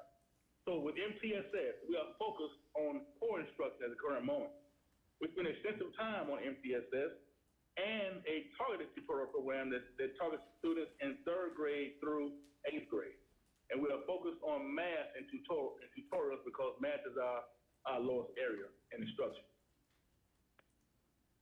We definitely want to highlight some challenges and areas of opportunity within our schools. The challenges, we've had inefficient and chaotic previous administration in tests resulting in high teacher turnover and decreased family satisfaction. We've had significantly decreased enrollment that was based on staff error. We've had a financial shortfall where we had to lose about 7 teachers at the very start of the school year based on low enrollment. We have an increased need and cost for nutrition services. Free and reduced lunch increased to 31% from 24%. That's a 7% increase. And then we have an increased EC population, which is now at 24% of our student population. New opportunities for us. We have a new administration. Again, this is my first year here. We have a new leadership team under my leadership. We have a full-time curriculum facilitator and a full-time operations manager who's also working as an EC support manager. We hold weekly PLC with all of our staff, with myself, our CF, and our grade level. We have developed some new community partnerships. We have a partnership with Scuppernong Books, which is in our local community, a bookstore right here in downtown Greensboro. We've developed a partnership with Bennett College. We're bringing in interns and also have some other, some great things in store for us in the future. We developed a partnership with North Carolina A&T, the Cooperative Extension, and with their 4-H department. So we are excited about all of those partnerships. We are in the final stages to implement our USDA nutritional program. Hopefully we can get that started sometime this month. And we have an engaged community collaborative, which some folks may call PTA. Ours is called our community collaborative, which works very closely with our staff and with our students to see great things happen here in our school as well as in our community. Again, this is my first year here at TESG. I inherited low performing school, and I knew it coming in the door. I do have a history of working with staffs in low performing schools to turn the school around. I know we have put in some engaging activities, put some practices in place to make it happen. And I have a very supporting board and a staff that is dedicated to making a difference. Although we are a low performing school, we do find ways to celebrate. We do have 96% of our teachers who are licensed. Our 22-23 EVOS growth was met for reading and math. School growth was met for the population of students that identify as Black. We have increased proficiency among students that identify as Hispanic. 2 or more races and students with disabilities compared to the district, being GCS. 100% of our Math 1 students are proficient on EOC. We have community diversity. Students, we have 59% people of color, 38% Black, 7% Hispanic, Latino, 13% 2 more races, and 1% Asian, and 41% white. 56% of our male and 44% of our female students are enrolled, and we have 24% of our students that have IEPs, that's 24% EC. 31% participate in free and reduced lunch, and we have 52% people of color and 48% white here on our staff. And again, we have a very engaged community collaborative program with parents and staff working together. We feel that we are aligning our teaching to our curriculum. We have some systems in place to normalize school operation with consistency. So with our board support, with our dedicated staff, we are on the road to making some changes and getting out of low performance status here at TESG. That is our presentation, and we are prepared to now take your questions. Thank you so much. Questions or comments from board members? David Jarman. I wish you could have been here. This is John Eldridge. Hey, Mr. Eldridge, how you doing, sir? I'm doing well, sir. I was fortunate enough to work with David in Guilford County when I was in Guilford County, and when he says he was in some of the toughest schools that were there, he was there. Got a lot of good work done. So I have all the faith in the world in him, but he does have one flaw. He's a Cowboy fan. But, we look past that. Glad to see you there, David. I know that school's going to do some good things with you there. And with Dr. Lashley sitting there beside you, that'll be some good work. Oh, absolutely. I was thrilled to see his name as well as Dr. Villaverde's name on the board, because they both taught me in college. So that was a carrot for me. That's awesome. I would agree. I think you're doing strong work and you have a strong board in support of you there. So things are going in the right direction. Thank you for the presentation. Other comments, questions? Hearing none, thank you for your time this afternoon. We appreciate your giving us an update. David, if I could ever do anything to help out, let me know, okay? Well, thank you, sir. Glad to see you on that board there. Yes, sir. Congratulations.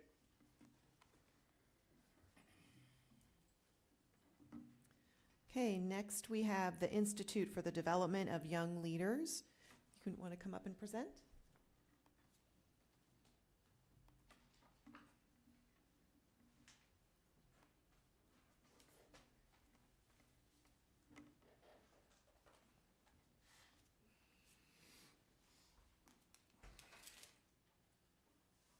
Good afternoon.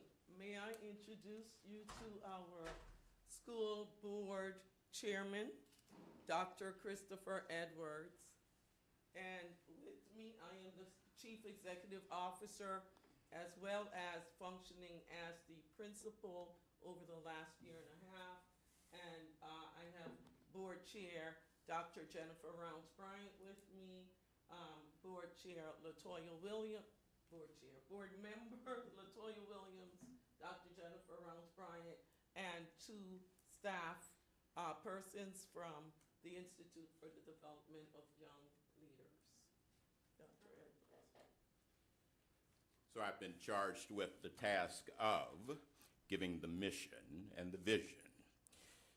More than a decade ago, literally, a group of educators, a group of clinicians, mental health clinicians in particular, and a group of scientists sat in a room for the purpose of being able to stand here today. The notion at that time and now was that we believed that we could re-enfranchise a population of students that had been disenfranchised. The idea was that we believed that every kid could be educated. We believe with the appropriate resources, every kid could learn. The model that we set forth at that time was really Maslow's hierarchy. And we said to each other, could any of us do what we do so well if we had not eaten? Could any of us do what we have done so well if any of us had not slept? Could any of us do what we do so well if we heard gunshots through the night or there was chaos in our households? And so we set out to develop a school to address many of those issues as it related to education. Our vision was to interrupt the pipeline from our community to prison. Our vision was that we would create a new pipeline that ran directly from our school to corporate America, that we would populate every college in North Carolina with students from the Institute for the Development of Young Leaders. The idea, as implied in our title, was that we would not mandate learning, we would inspire learning. We would do that with role models. We would do that with community partnerships. We would do that by showing kids every day their history and context, those people that you don't get to hear about. They are blacks and Latinos other than Rosa Parks and Martin Luther King Jr. that they needed to know about. And so we showed them that every day. The last thing that I'll say before I sit down, or maybe stand to the side, is that we adopted a metric that was somewhat different from your metric. Our metric was that we would recruit students that did poorly. Our metric was that we would take students that had been kicked out of other institutions. Our mission was that we would take students that others considered throwaway, and we would connect them. That meant that our metric was more about growth than it was the overall scores. We took students who were considered zeros, and we made them 3s and 4s on your test. As I move to the side, I say, I look forward to standing here a decade from now telling you that we have franchised what we do at IDYL in every city in North Carolina. Thank you.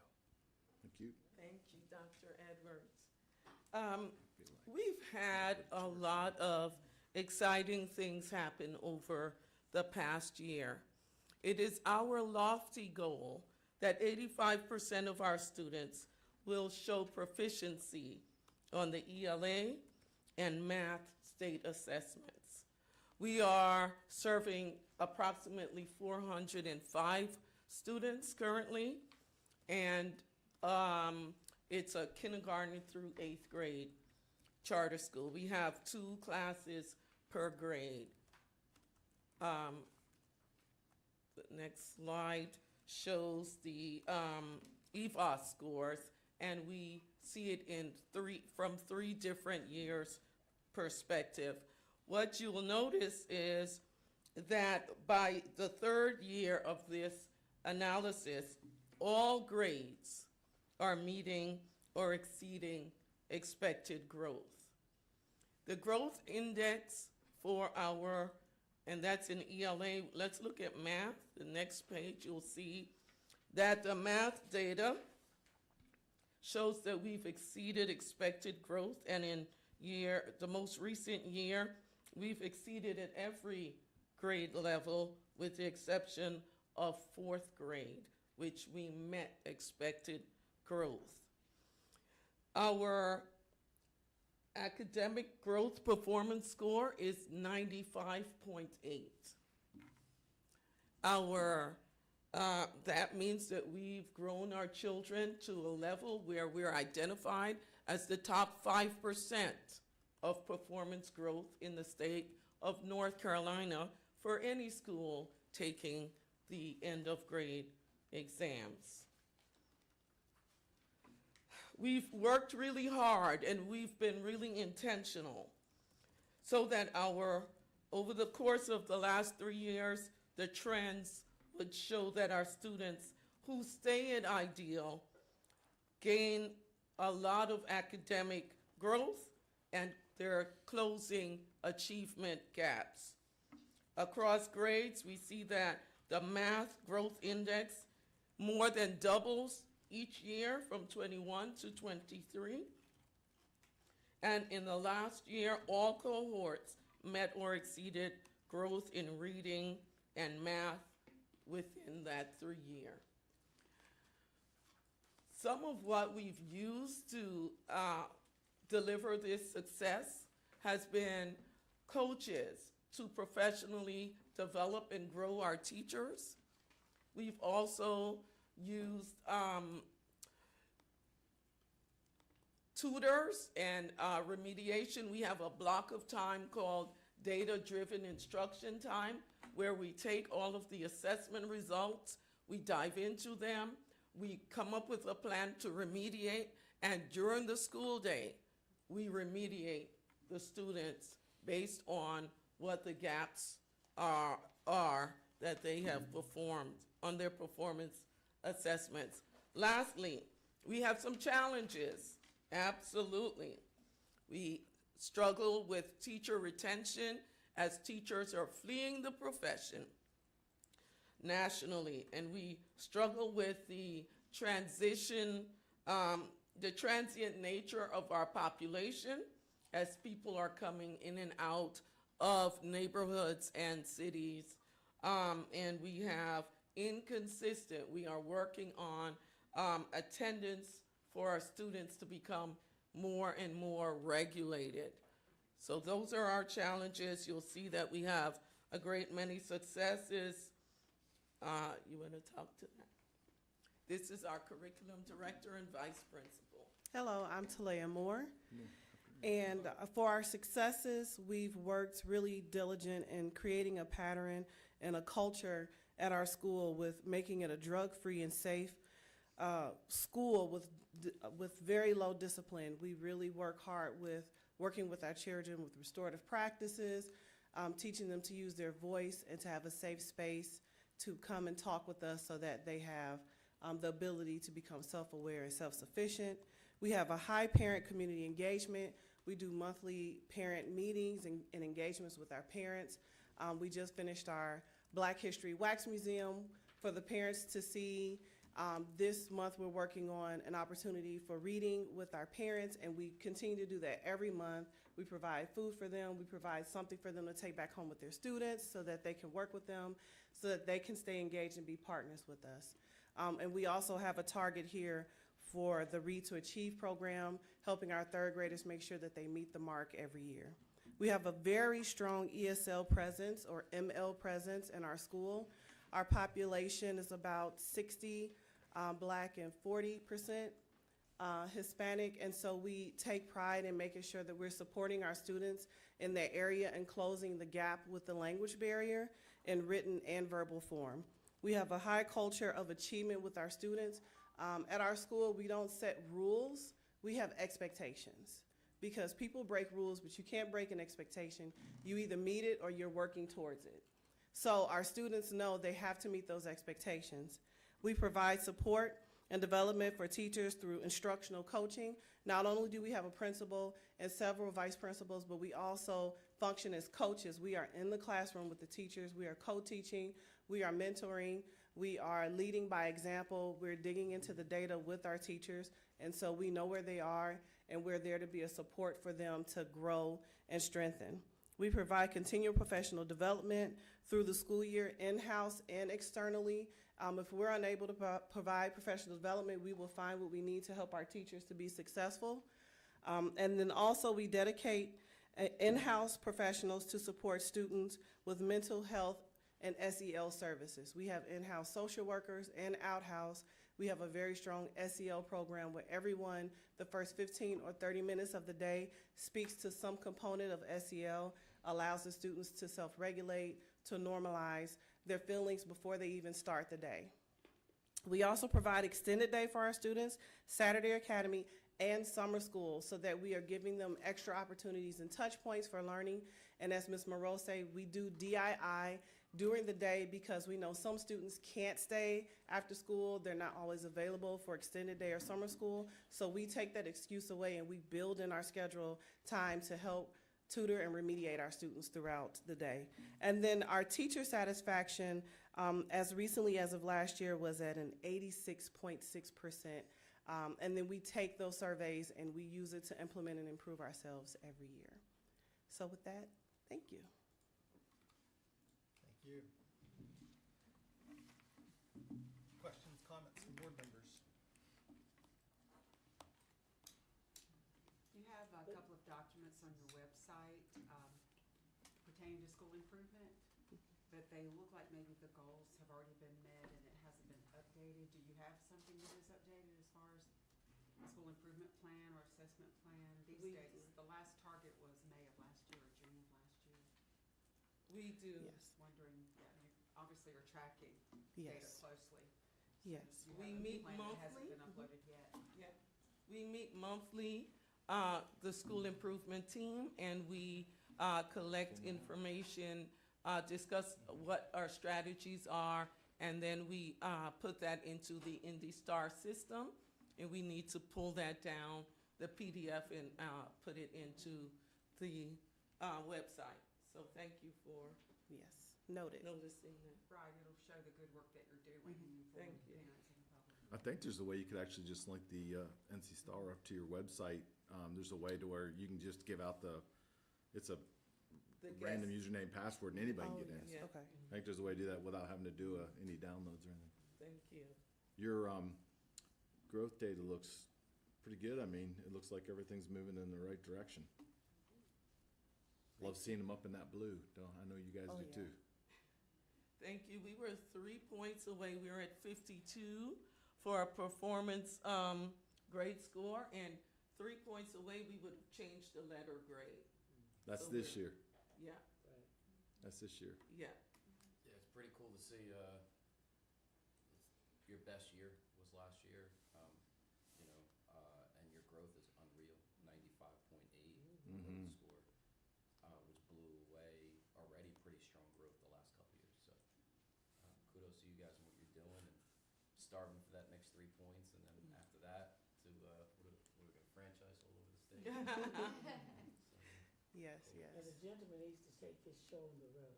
Yeah, I was gonna say, Mr. Chairman's got some. You've got what it takes. What's the name again? I don't know. I was getting ready to slap the table. I was ready to go, man. Dr. Edwards. Dr. Edwards is a clinical psychologist with more than 30 years of medical directorship at Duke University Hospital, where he retired and was too young, so he decided to do some other academic stuff. And I'm serious. We will take an offering. We forgot the plate. Yeah, I want to thank you for the work you're doing. I'm going to be that guy again, though. Board minutes.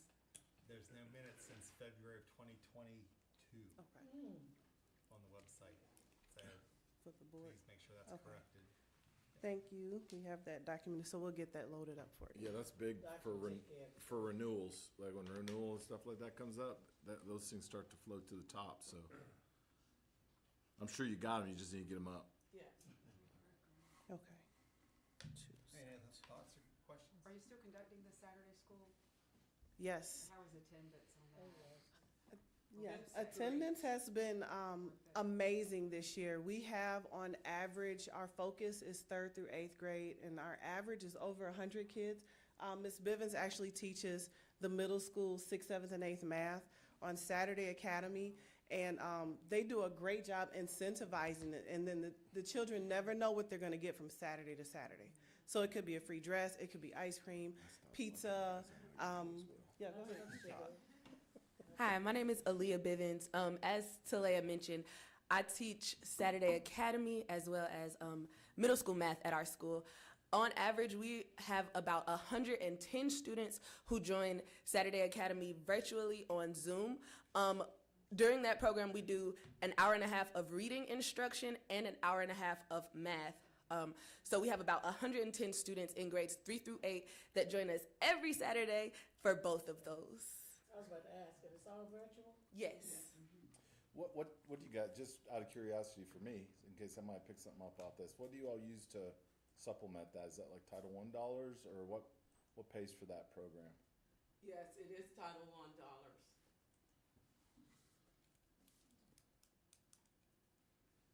There's also that math money right now, you gotta use Yeah. it. Oh, yeah, that's. Yeah, use it or lose it. Yeah. Pay that Saturday. Right. Text it down. Yeah, right. Thank you. Thank you for coming in this afternoon. We appreciate it.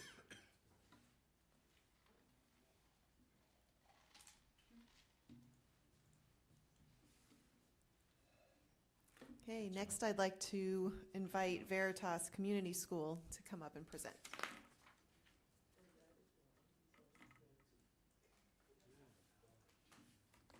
Okay, we're only 4 minutes off. Good afternoon. I'm Erica Bowen. I'm the board chair at Veritas Community School.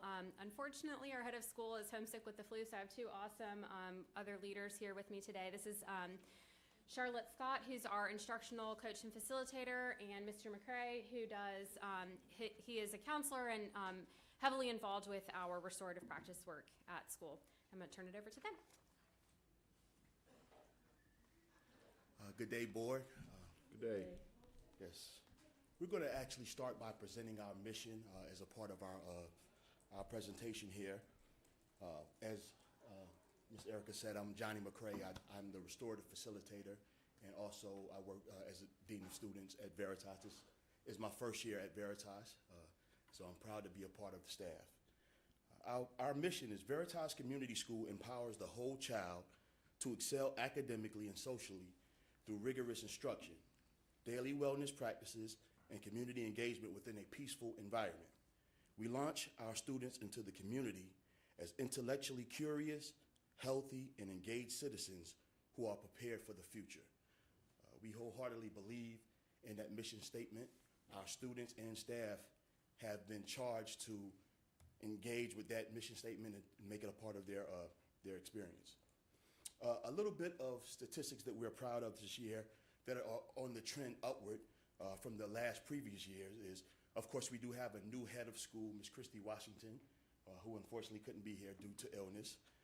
So myself and Ms. Scott are standing in her place. We have 83% new instructional staff. And although that comes with some challenges, those 83% are taking on the charge of instructionally pushing our students in the positive direction.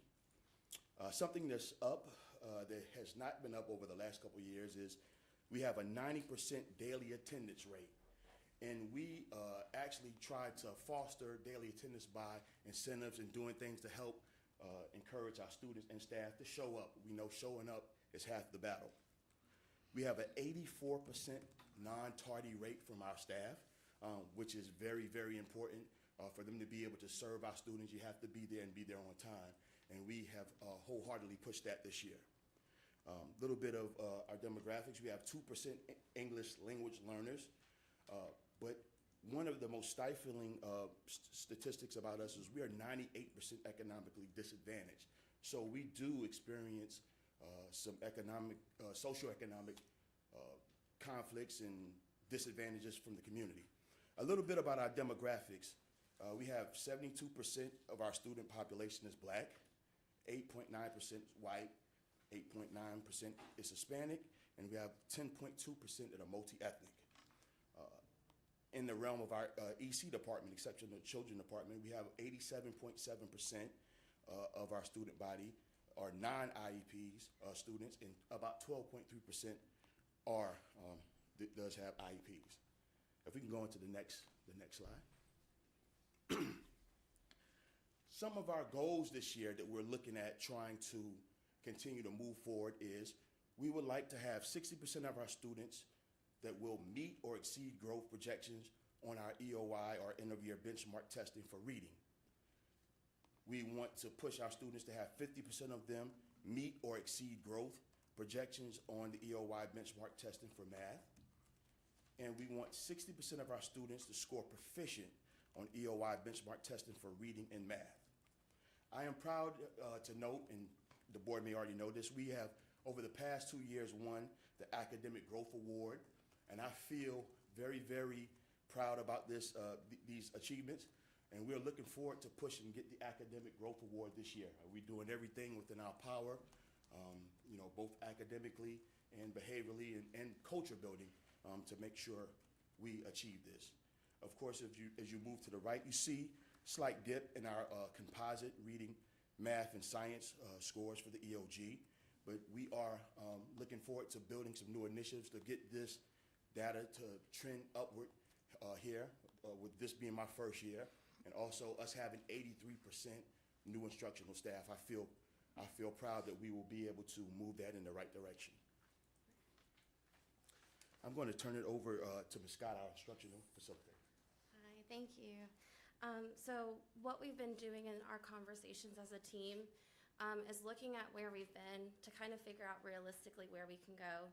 We know that proficiency-wise, our students are not on grade level. They don't come to us on grade level. Most of them come 2 or more grade levels behind. So as a staff, our focus and the heart of our work has really been on looking at the progress, the growth, taking them as they come in where they are with the needs that we know they have outside of academics and pushing them as far as we can. And we've seen some of that, and we continue to see that. When we're looking at our EOG data here, a lot of it is, of course, based on proficiency. What we're noticing is that what we're doing when it comes to our reading instruction is working, and I'll speak more to that in a second. What we also have identified as a need or a challenge is making sure that when it comes to our math, that we're having that same success and pushing towards growth. So we've identified math as kind of that highest priority when it comes to our academics regarding growth.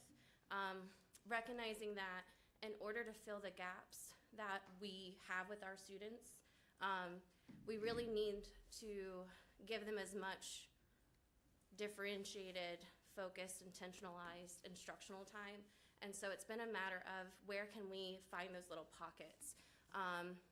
We do have our limitations within the instructional day. We know through the MTSS process that it's 60 minutes for every year behind, so to speak.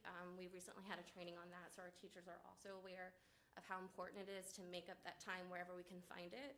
A lot of our conversations have been, well, how can we do that? So one thing that we're currently working on is Khan Academy. It's something that we've heard success from partnering schools, other teachers who are coming to us from other areas telling us what's worked for them. And so our goal is to kind of use that as just another intervention to fill that pocket. In addition to, we are partnering with so many different local organizations and communities. Mr. McCray meets with someone from our local library every Monday just to think, how can we better serve our students? Through those conversations, we've talked about free virtual tutoring that our parents can take advantage of, but then knowing our families and how their schedules can conflict with being able to support their kids the way they want to. We're also taking it a step further, thinking how can we facilitate that? So utilizing the free resources and connections we have through our networking to find any means of additional support that we can give our kids outside of just the classroom, in addition to when we do our data analysis process, focusing on math so that we can ensure we're staying on top of that and the growth there. So when we look at how are we doing currently with our data, we have at the top our reading interventionists. This year we are using, or we're continuing to use, HELPS and failure-free reading, which has shown success for us. But in addition to those extra programs, we also have an interventionist who is focusing solely on reading. Our goal was to primarily close the gap in our grades K through 2, because we know once they hit 3rd grade, that gap just continues to grow, and we are a K-8 school. Our interventionists focus primarily on grades 1 through 4. Here you'll see in the light green, basically the reading levels that they started with, and what we noticed that it's almost doubled. And that's what we're looking for. So we know that the interventionist role that we have is serving its purpose, in addition to the extra programs we've been using. And we'd like to continue that by expanding it into our 5th and 6th grade, specifically, who we see need more of that support. When we look at our MAP benchmark data, we're also happy to see that there is an increase comparatively from fall to winter this year to fall to winter of last year, with our students who are meeting their goals. So even with the new instructional staff and a lot of even turnover with our students, with them getting pushed out of our neighborhood price-wise, we are seeing that what we're doing, we started a new curriculum, those kinds of things are showing some improvements, however slight, to their growth goals. And then lastly, we have our benchmark data through HMH, which is the new program we purchased. And what this is showing here is just the number of students who are testing 2 or more grade levels behind based on this growth measure has slightly reduced from fall to mid-year. So again, another sign of those students who are severely behind where that gap continues to grow, we're making some progress on addressing those needs.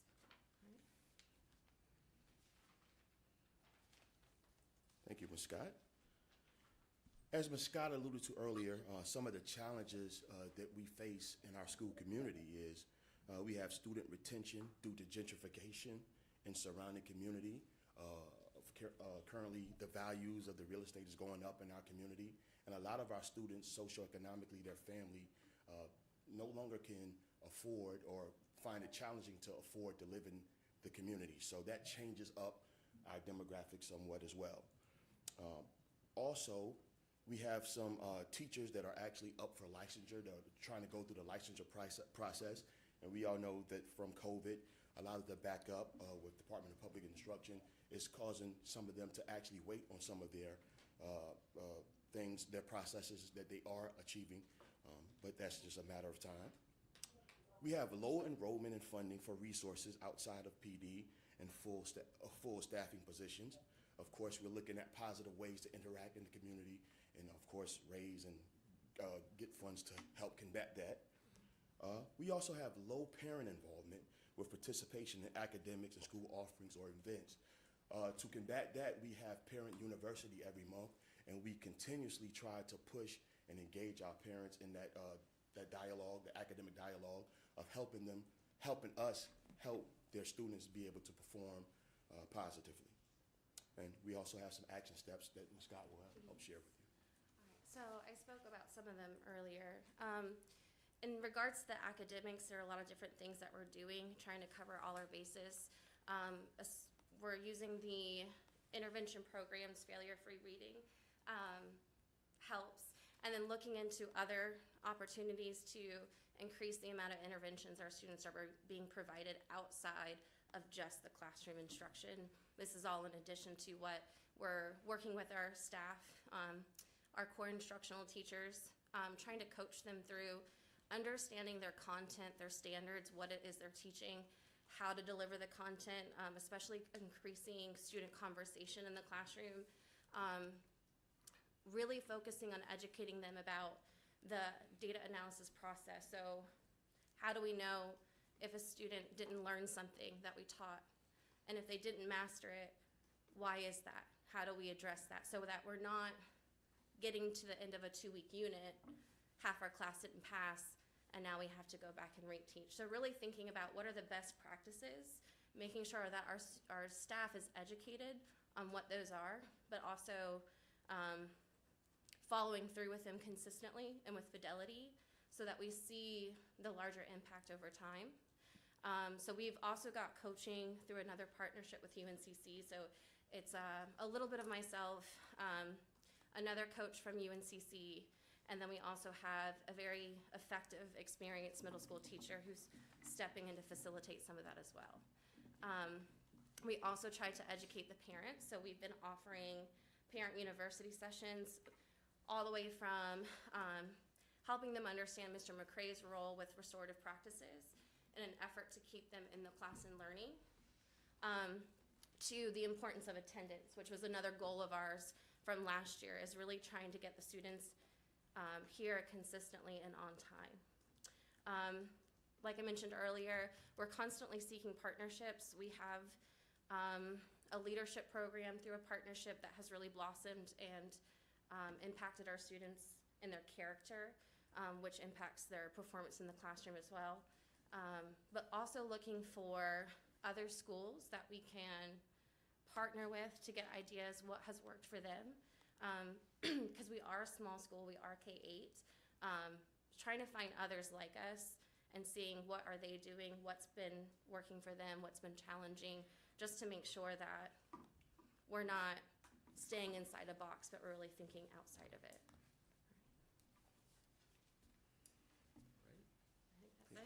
We'll take questions at this time. Thank you so much. I would say these folks came to the sessions I led last year and were super engaged and just really, it's great to have participants that really Want to participate? want to participate, want to engage, want to learn, hungry to learn, not just from me, but from the other people in the room. So How are you doing the parent universities? Are those in-person sessions? Is it in-person plus maybe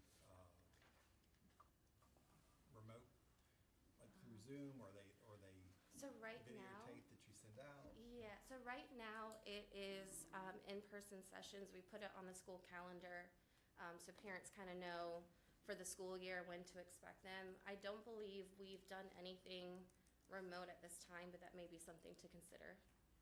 Yeah, we're looking at doing some remote things and do it digitally because just our demographic, a lot of our parents have a hard time attending in person based on the times that we're offering. They're at work and just really trying to support the family. So we're just evolving that to be able to fit the needs of our community. And I'll just chime in too and say that this is the first year that I've been on board that we have a very active parent. They call themselves press, but it's basically PTA. And they're showing up at every single one of our full board meetings, and they are really actively engaged with trying to pull other parents in. So it's a small group right now, but they are doing a lot with helping get the word out at Carpool and Pickup to make sure that they are trying to tap into other parents in the community as well. Mr. McCray, I have a question. Yes. This is probably your area. It looks like in viewing your NC report card, Yes. that the school is really having to work with short-term suspensions, absenteeisms, harassment incidents, those kinds of things look sort of strikingly high, I guess is the word. Are you feeling it that way, or how is the school dealing with that? Yes, through our restorative practices, I am seeing some of those trends, but I'm proud to say that our suspension rate is down right at about 60% from the previous years. I just looked at previous 3 years data, and that comes from us really, really engaging with the restorative practices, having interventions on campuses so staff and students we can intervene before problems occur. A lot of our problems are socioeconomic related, and just sad to say, but we're not going to use it as a cop-out. We're teaching our students to be able to dialogue and talk about conflict and help solve and self-reflect. And I feel like that statistically that is helping us out tremendously. We battle some of the same social ills as other inner city schools, charter and public schools. And I feel that on a daily basis in my office, but I do have hope. I see the numbers gradually coming down, so we're just going to stay the course. But it all starts with, I think I heard another school said relationship. We truly focus on building relationships from our admin to our staff and to our parents. Even though it may be little in numbers, we always remain hopeful and optimistic towards the future. Right, we can see that you are meeting a need there. And this data, the data that's posted, probably precedes your position this year. Yes. So Yes, we'll look at that moving forward and see how it changes. Yes, ma'am. Thank you.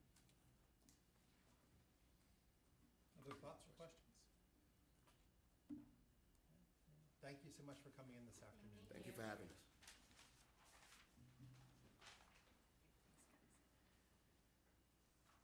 Okay, Stretching. yeah, we have one more to go. Just stretching.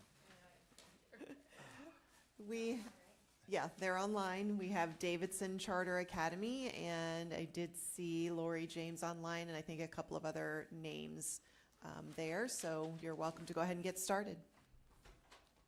Thank you. I'm Lori James. I first want to thank you for accommodating us presenting virtually. I was unable to attend for personal reasons, but we appreciate that. I'm Lori James. I'm the director at Davidson Charter. I have with me today Amanda Whitaker. She is our chair, our board chair, and Christine England. She is our vice chair.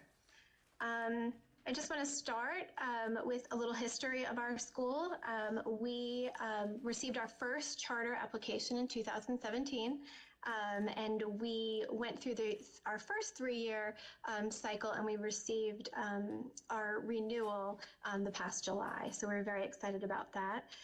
We opened in the fall of 2018 with that beautiful blue building there you see on the slide. We started a K-4 school with 333 students. We are currently serving students in K-8, and we have 556 students. We are thrilled to announce that we have opened our middle school facility this school year. It was a long time coming. It was postponed due to COVID, and we had our middle school in modulars in the back of our elementary.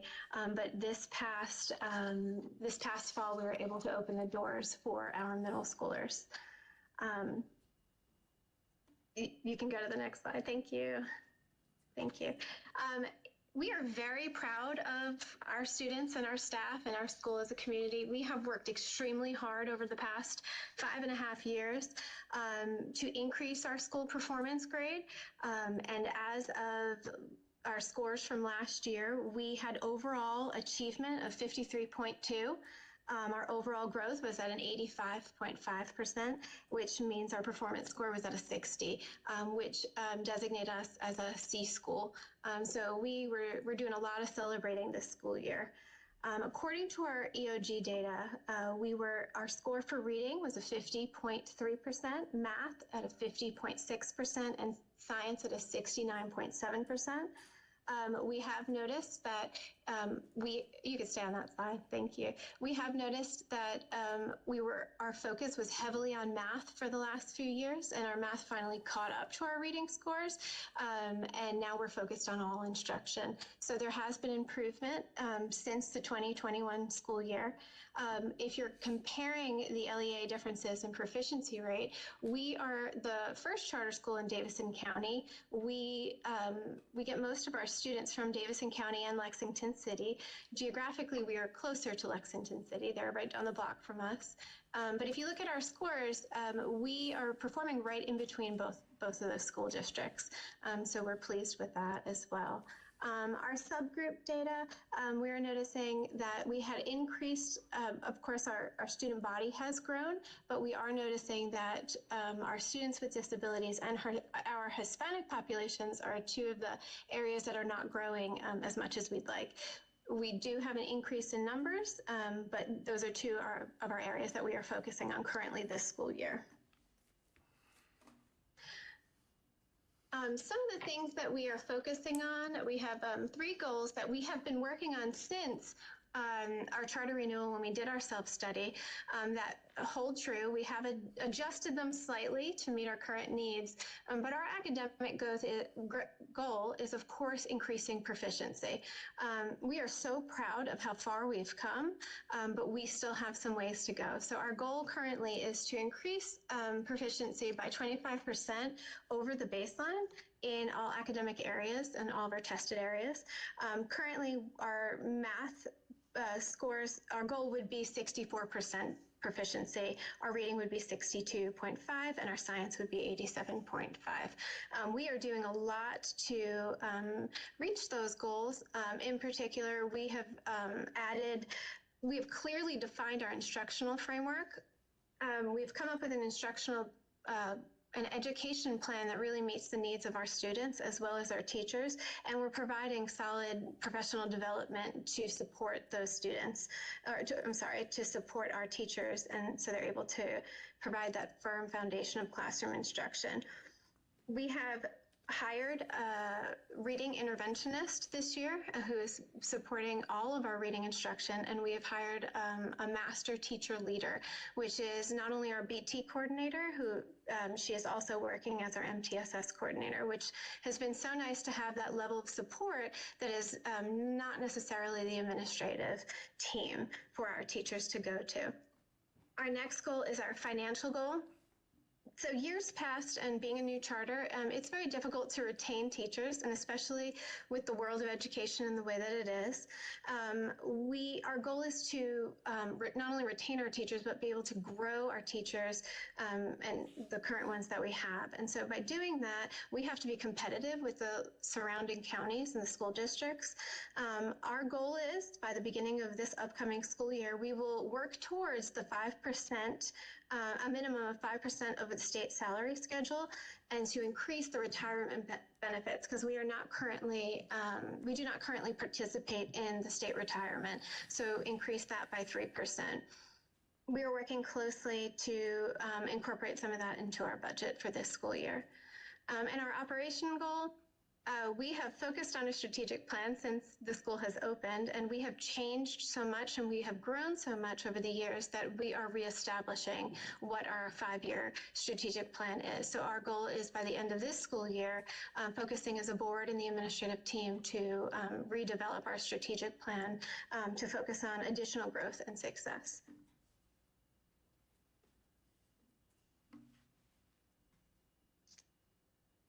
Okay. Next slide, please.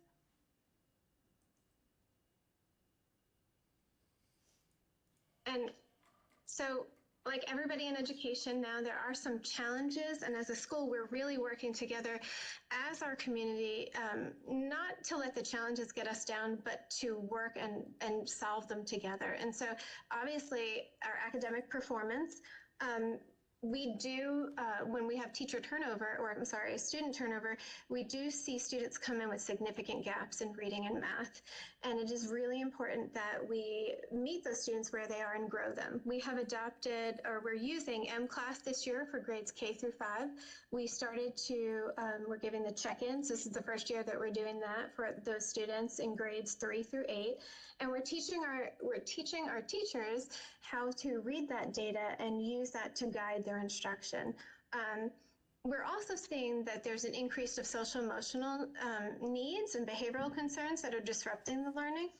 And so we have established a school-wide discipline framework to support our teachers, but also hold our students accountable and teach them what is expected and what is not.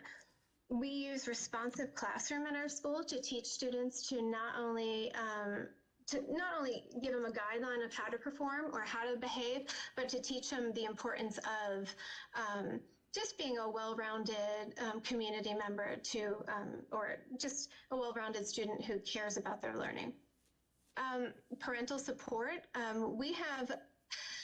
We have an issue with parents not holding their students accountable for their work. Like they're accepting the work ethic, the students' poor work ethic. What we have been doing is we've been holding parent informationals to educate our parents on the importance of just raising the bar for our students, but also educating them on our curriculum and on our expectations and what a day in the life of a student at DCA looks like. And since then, we have had just a number of positive parent meetings and a number of support that they're not only wanting to come for the fun events, but they're supporting as classroom volunteers, and they're supporting us on our school improvement team, and they're really getting involved, which is very nice. And that has really improved over the last 2 years. Teacher retention and recruitment. On average, we retain about 70% of our teachers. We are really working hard to increase that number. We attract a lot of young teachers who are new to the area or newly married and whatnot and move out of the area. We've had some growing pains as a school. We have not lost any teachers this school year due to their choice of leaving, which is huge for us. This is a big turnover for our school. We like to promote a shared leadership just environment where everybody has just input over the culture of our school. Culture is very, very important. We have been focusing on that for a good part of 1.5 years now, but really creating a place that is enjoyable for students to learn and teachers to work and administrators to lead. We are working with our teachers. We have a 75% highly qualified teacher rate. And so we are working with all our teachers and we're striving for that 100%. And student enrollment. Attendance has been a very big issue with us in the past. We have partnered with Davison County Court System, and they are providing training for our parents. They've also provided us with resources to tackle the truancy at our school. It's been a focus primarily for the last 3 years, but definitely this school year we've really tightened up, and we've seen such an increase of parents working with us on those attendance plans to get those students here and educating them how their attendance directly links to their students' academic achievement. Okay. And in addition to that beautiful middle school, we are so proud of how far we have come as a school. We have, I spoke about the responsive classroom, but in the bottom corner, you can see our teachers practicing it as well. We don't just hold our students accountable, we hold each other accountable for it. And responsive classroom is an evidence-based approach to teaching and discipline that focuses on the engaging academics, the positive community, and effective management. We focus on the developmental awareness of the teachers so that they're able to properly just teach their students and engage their students. We are so proud that we have been able, first year open, and we have been able to offer sports for our middle schoolers. This year we've had cross country, track and field, cheer. Next year we are adding volleyball, and hopefully we're adding soccer to that. In addition to sports, we're very arts driven. We have the most amazing little performers. We have every year a big talent show. We have all county choir, and we have performances. We have a state-of-the-art stage that we're excited to use this spring, and we're just very excited that our school offers that safe place for students to express themselves, and not only in the classroom, but they're excited to come to school for all the other activities they get to participate in. We also, the FFA, we are the first charter that we have our own chapter of the Future Farmers of America. We're so excited about that. In middle school, we offer agriculture, family and consumer science, theater arts, and visual arts. So we set ourselves aside from the rest, just from the typical schools that surround us, that we're offering these opportunities for our students. We really enjoy partnering with our community. We partnered with the local police department and fire department. We have a meeting tonight about our SRO contract, and our fire department's always out here, educating our students. The local colleges, Davison and Davie Community College, partners with us. We've worked with the Dragonfly House and the 4-H youth development organization and such. We have an amazing partnership with a parent-teacher organization who really helps us connect to the community. That's all I have. Thank you so much. Thank you. Questions or comments from board members? I have a question. Great presentation, by the way, and congratulations on your new building. Your facility is beautiful. Thank you. Wondering if you know what percentage of your population draws from the Lexington City population?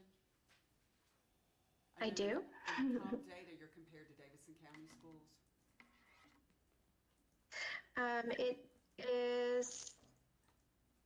It's pretty split. I don't have oh, actually I do. I'm sorry. We have 39% from Davison County and 52% from Lexington City and 4% from Thomasville. Okay. When you go to the NC Report Card website, you can select Lexington City as one of the comp districts just to see how you're measuring up, and that gives you some good information. If you haven't done that, go take a look. You're performing strongly, coming on strong. Thank you. Other questions or comments? All right. Thank you very much for your time today. We appreciate it. Thank you. Thank you.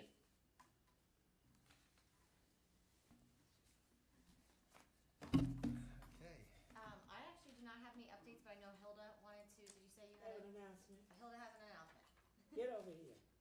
Oh, me? You. Oh, boy. While she's walking over there, I just can't, I thought I'd wake her up, and me too. how we got back on track is unbelievable to me. How'd you get us back to 3 o'clock? Yes, Hilda. For our February meeting at Redcoat Charter Academy, Madame Lefebvre did an excellent job in presenting the remote academies legislation. And I just wanted to thank you You're welcome. with a little token of our appreciation. Thank you. Yay.